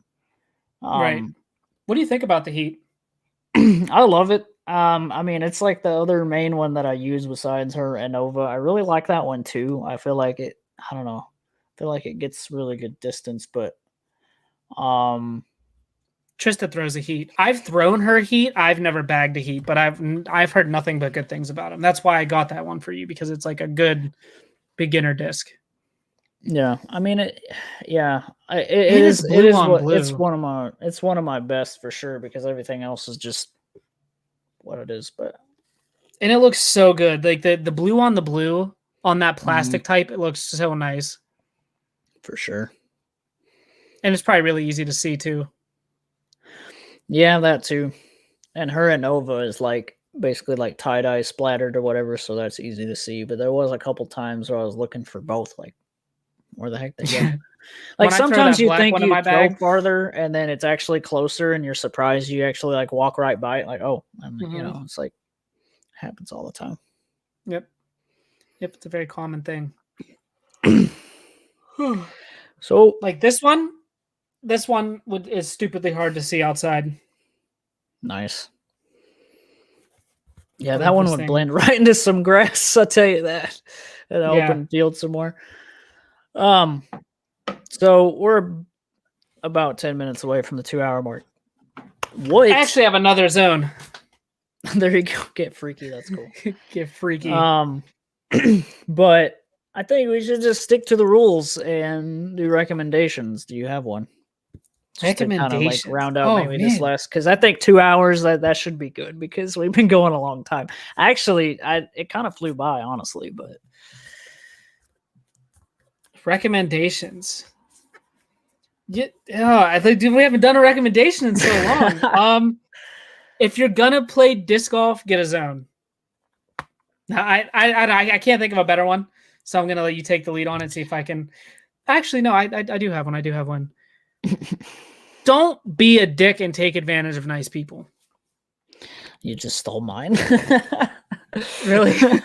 I mean, I don't know. I could probably play into that a little better, a little like in my own way, but Yeah, just basically don't be a dick because you can put really good people in a tough situation. yeah, Lauro, it's been a longer than an hour, bud. Appreciate you though.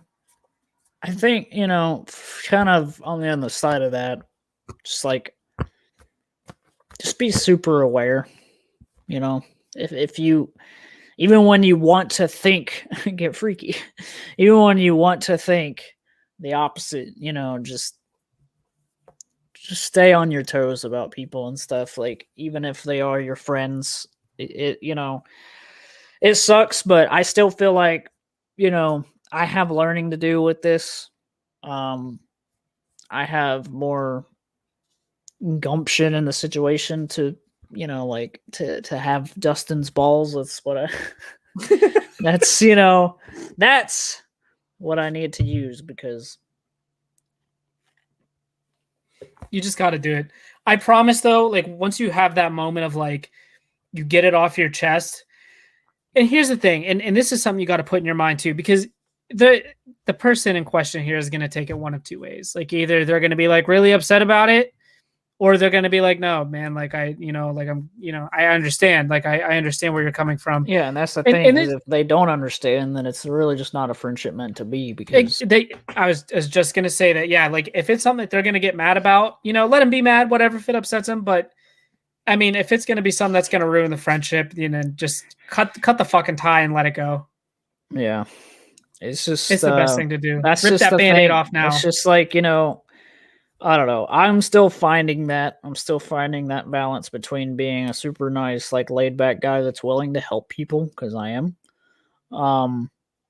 but finding that balance of like sometimes you have to just, I'll just say it like this, sometimes you just got to be a dick. And it's like, Yep.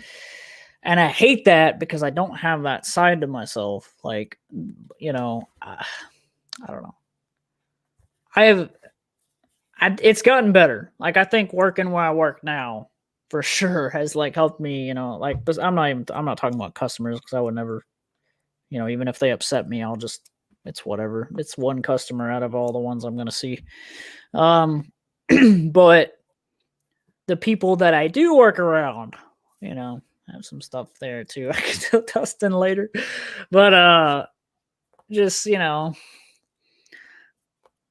old men that think they know things and just like, and they get to just bully, you know, and stuff like that. And, you know, it just, you know, people that you work with.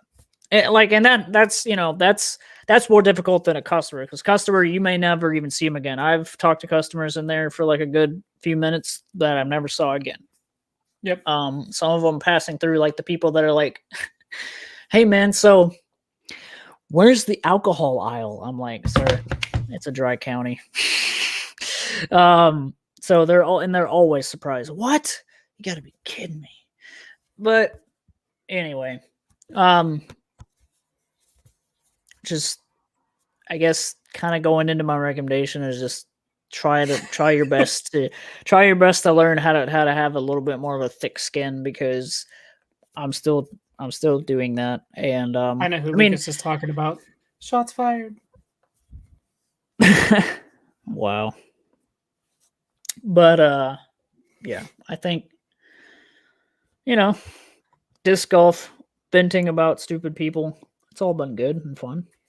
Oh, absolutely. It's always a blast. And I don't know, Dustin, what do you think? Like every 50 episodes we should do this, or something around like that? Or like do it a little shorter, every 20 or 30? Something. I think every 50 episodes is probably pretty good. Who knows? I mean, it also depends to, I think we got to see where the growth at the end of the day, it is way easier for us to just record regular episodes. But even though this is nice because, there's no editing. Lucas doesn't have to do anything. We can just, Lucas has the day off. Yeah. So, I feel like it could be a more regular thing. But every 50, I mean, that happens so fast too. 50 doesn't even feel like real, even though, like, it's crazy to think, like, if we would have been doing it every week, once a week, it would have been farther than this. Oh, absolutely. Like, at least by like 55, 60, maybe. I don't know how many weeks we actually skipped. A few. But it was definitely a lot more like this past couple months. I would say maybe going 2-3 weeks. It was a good little bit there. We were keeping up. We were doing it, recording every week. Like at the start, and we fell short again, and then like recording every week, like recently, until just recently. And yeah, more so just blamed on this. It was just like, okay, well, I had it back in my head, like, well, you got to do the live 50 at some point. So whenever we can get a chance to do that. So then that just kept pushing it. Yep. But regular episodes are good too. I really enjoyed just using voices like a lot. It is really nice. Maybe one day for like episode 200, Trav and I will be in person doing this. Yeah. On a disc, we're gonna play 18 holes on a disc golf course while we podcast. Podcast on a disc golf, wireless mics on our shirts or something. Dude, that'd be cool though. I feel like that'd be fun. And then he just hit a birdie right here on the, like, whatever the commentary would be. But I haven't hit a birdie in like 3 days. Honestly, I've been sucking ass, hot ass. It is just like it's like stupid shit too. Like I'm missing putts that I know I shouldn't miss. It's funny because I'll miss one from like 20 to 30 feet out, and I'm like, fuck, like I know I can make it, and I'll pull out my other putters and I just sink them. Like, why couldn't I do that the first time? Yeah.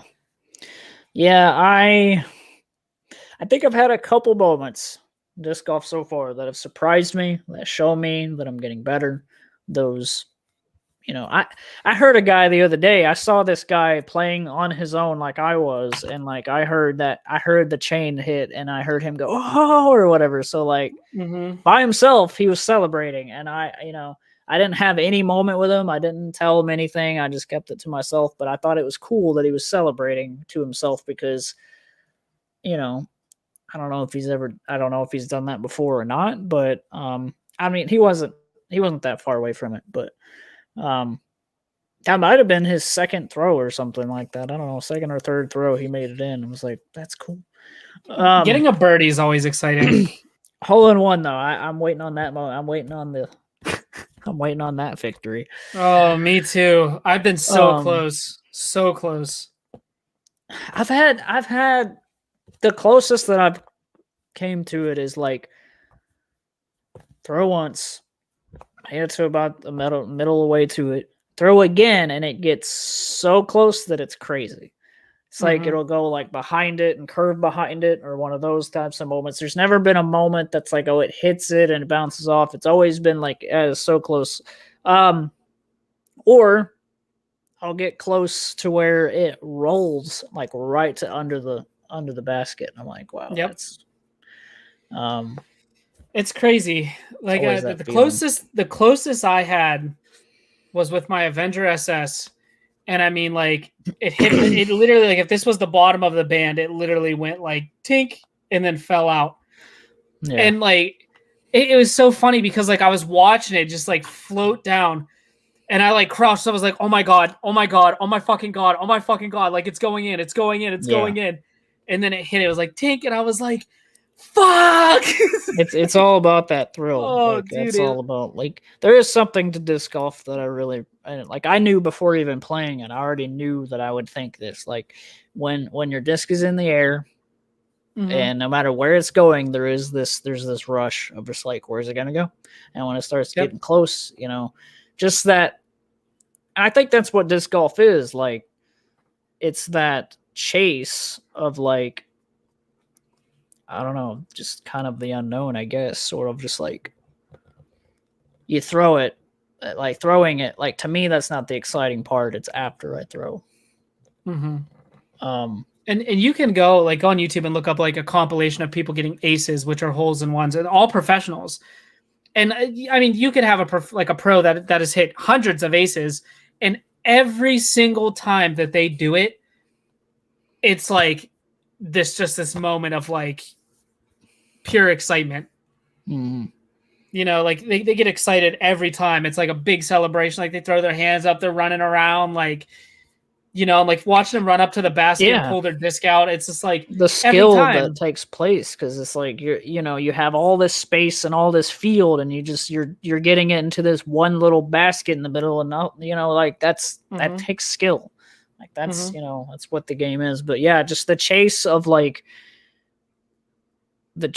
that hole in one is what I feel like people gravitate towards. But I have stopped focusing pretty much since Dustin told me, like, just try to get as much distance as you can,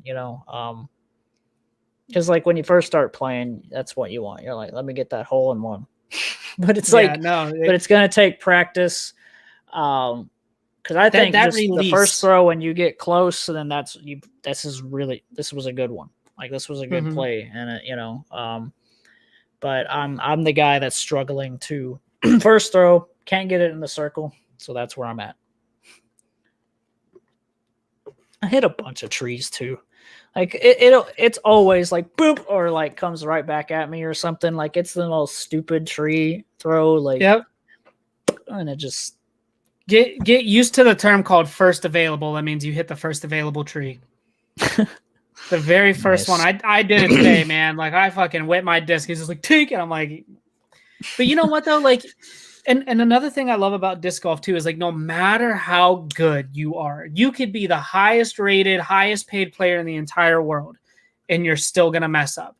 You're still going to have bad games. You're still going to have bad throws. Like, it's not something that you're just going to be so insanely good at to the point that it's easy. It's never easy. And it's always fun though. That's the thing it's like, it's not something that's frustrating. It is like something that, like, you go to your course, you go to a hole, for example, like you sent me that wooded hole, like you hit the third tree out on the right side. Like, you're frustrated, whatever. You get done, you move to the next one, and it's like, you have a good throw. But then like the next day you go back and you play that hole and you have a good throw. You're like, oh damn, like, okay. Like, it's an exciting challenge. Like, you're always going to better yourself no matter what. Always. Well, guys, everybody, every single person that joined this chat, appreciate you. Love all. Even if you just watched and didn't say anything, thank you for being here. This was, those of you that were in the background, I feel like there might have been a couple of them. Appreciate you as well. Oro, Lucas, we had Jason in here, we had Rancher, Snack King Cole. Doom. Yeah, Snack was up in here. He just said squad, and I don't think that was it for him. But really good time, guys. This was I expected to have way more issues. Like, I thought, the storm hasn't hit yet, I guess, and I was thinking, man, my internet's gonna cut out. But appreciate you guys joining, And Dustin, is there anything you want to say before we head out? Oh, just thank you guys for rocking with us for 50 episodes. Thank you to Lucas for putting in a lot of work that honestly make this possible for you guys to enjoy. So we appreciate you, Lucas. Oro, you know I appreciate you. You're in the streams. You rocked with me for over 4 hours last night, another 2 hours tonight. So thank you for the 6 hours of your life where I do appreciate he's it. He's always Oro's on the man. He's the first one to comment on our podcast. Oro's the man. I do want to say this too, Oro, if you're still here, if you're listening to this, I think you are. I want to get with Trav once I get out of this living situation and get kind of everything back to normal. I want to go together with Trav and get you some merch sent out to you. You know, yes, sir. See if that's something that we can work out and hook you up a little bit for being such a loyal supporter. So. And we still owe Lucas one. I remember talking about we do still need Lucas a shirt, but for sure. Well, tweet at us, email us, all that stuff. It's really weird to just be on camera and say that, but doing the intro was weird. You guys missed that. Yeah, because I was like, I guess you just gotta do the intro, and then he's like, really? All right, let's But yeah, it's weird. Let's go. Yeah, Oro, appreciate you. And we're talking to you guys next time. Are you ready to do this? See ya. See ya. Bye.